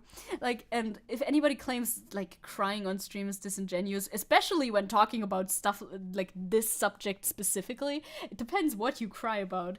I highly doubt any like disingenuous intent, and if anybody were to claim such a thing, I find that ridiculous. Like, that is just a very human response to so much tragedy. How I'm crying too, understandable. Like, understandable. I feel that I don't cry a lot generally, so that's why I'm not crying, I suppose. But you know, everybody responds differently, especially when showing outward emotions. You know, we've talked about it. A lot of people actually find it quite embarrassing to cry on stream. I can imagine that. Yeah, it's not something you would want to do for the most part, right? You don't want to go on stream and cry. That's not like the goal that you set yourself when you stream, like for a cause like this or anything. I can tell you're very saddened inside too. Yeah, like I'm sure you can tell in the voice. Yes, you're not crying, but like it hurts for sure. She's making me cry too, right? That happens sometimes when you watch people cry. It's nice to see that people are showing like public solidarity on their platforms. You know, the platform that they have built for themselves, no matter how big it is, that they are showing solidarity to an issue that's so important. Crow says, I'm not crying because I'm not hydrated enough. So remember, hydrate. True. That's probably why I don't cry. It's because I don't have any tears, because I'm so dry. Still alive? Well, not anymore. This seems like an awkward moment to join, but I hope you are doing well. I hope you're doing well too, Euler. I'm trying to wrap it up. I do have some good news lined up technically, but like for me personally, the best news right now would be going to eat a yogurt. And I would like to do that off stream. We could start the next news stream with some good news, perhaps, and memes. Well, I can show you this one meme. This is really short. In case you want a little pick-me-up. Kurwa slimak. Czekaj. Slimak. Wow. Mikro slimak. And micro slimak. Tiny snail. There you go. Happy slimak to you. Kurwa slimak. Czekaj slimak. Wow. Mikro slimak. Look at the tiny one. He's tiny. Kurwa slimak. Yogurt pog. We want yogurt. Let's get yogurt. I have Greek yogurt in the fridge, and I want to put cereal in it. So I would like to excuse myself from stream now. Thank you. I love Crow just dying at slimak. That was my intent. A little bit of levity, you know? And then I'll try and see if I can figure out what I would like to do art-wise for Palestine. Thinking about it. Chikai. Well, that did help my emotions. See? Slimak helps your emotions. I know. God, I'm spitting a lot today. Like, my S sounds. I don't know. I'm spitting a lot. We got through a lot of our talking points, though, so I'm pretty glad. Slimak. Isabel says, Zecke, you will always have my respect. You've got my support. I've known from the very beginning that you were amazing. Aww. so much love in the community today. I love y'all too. You're being great. Like, the fact that I'm able to discuss politics in a space online, and whenever there's like a new person coming into chat, you are able to like welcome them into the space in a way that is like very like nice and welcoming, and they don't feel alienated or anything. I'm very glad. I'm proud of that. I'm proud of that. I'm proud to have accumulated a group of people who is a cool group of people that other people like to talk to, like in the Discord as well, linked in the description down below, like one of the first links. I'm proud to have accumulated a community that is not something to be embarrassed of, that is something where I'm like, yes, that's my guys. They're a bit weird, but I really like them. They're cool. They're based, Yeah, you guys are cool. Fine. More love. This is a fantastic community. Thank you for everything. Love. We raid, we love. Let's go, love. The Discord is so powerful. It is. It's a good place to communicate. It's a great place to communicate. And I'm glad it exists. Even though sometimes it's hard to moderate and write rules for, but most of the time it's all fine. It's all good. Yes, join the fucking Discord, Caliban. That's your homework for the month of October. It's almost done. You better do it. Based in where? Germany. I'm rarely on Discord outside of Tomodogi server. Aww, that's so sweet. I wish I would talk more on the Discord. The Discord is real fun. I mean, I don't talk myself that much in it either, but like I see things. Dang, need to hurry then. Yeah, that's what I'm saying. You do need to hurry. There's moderation in the Discord. There's Vita. Vita is the one guy who moderates. No, I don't. I'm like, I technically could, but I certainly don't. Don't talk. Actually, you can just send funny gifs. You don't need to talk. Basically, the only server I'm active on is the Tommy Doggy one. Aww. So sweet. That's so fun. It's funky to think about because I have a lot of servers, but I mean, I'm not super active on most of them either, so I guess it's true. Funny dwarfs. I don't think I've talked on in the Discord at all. Oops, how dare you? No, I mean, it's obviously also fine to just be there. What? Chat union moderates itself. For the most part, yeah. I mean, there is not that much like necessary moderation. So congrats once again. Congrats once again on not being weird. The gifs again. Anyway, I must leave. It's dark. I hate that about winter. Like, real talk, though, I do hate that about winter. Poor has to moderate Juno's and yours. Well, Juno has some more mods than I do, though. And fucking Etoile is live, too, playing the watermelon game. So I will see you again tomorrow. Right, that's... I just remembered my own schedule. Tomorrow is an art stream, and maybe I would like to have the concept already in mind, and we could do art for Palestine tomorrow.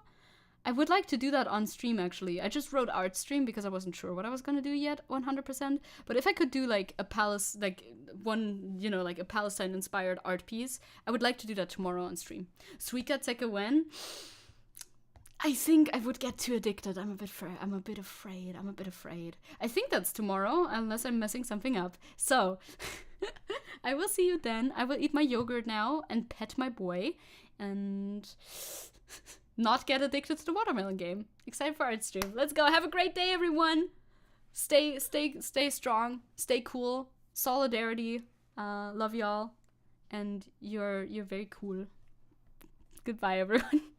I'm heading out. Too much love today. It's a bit intense. It's Halloween. We should have been spooky. Not lovely. What the fuck, gamers? Poka poka, zicka poka poka, crow. Poka Chusi, Chusikowski, and all of the above. Thank you. Bye.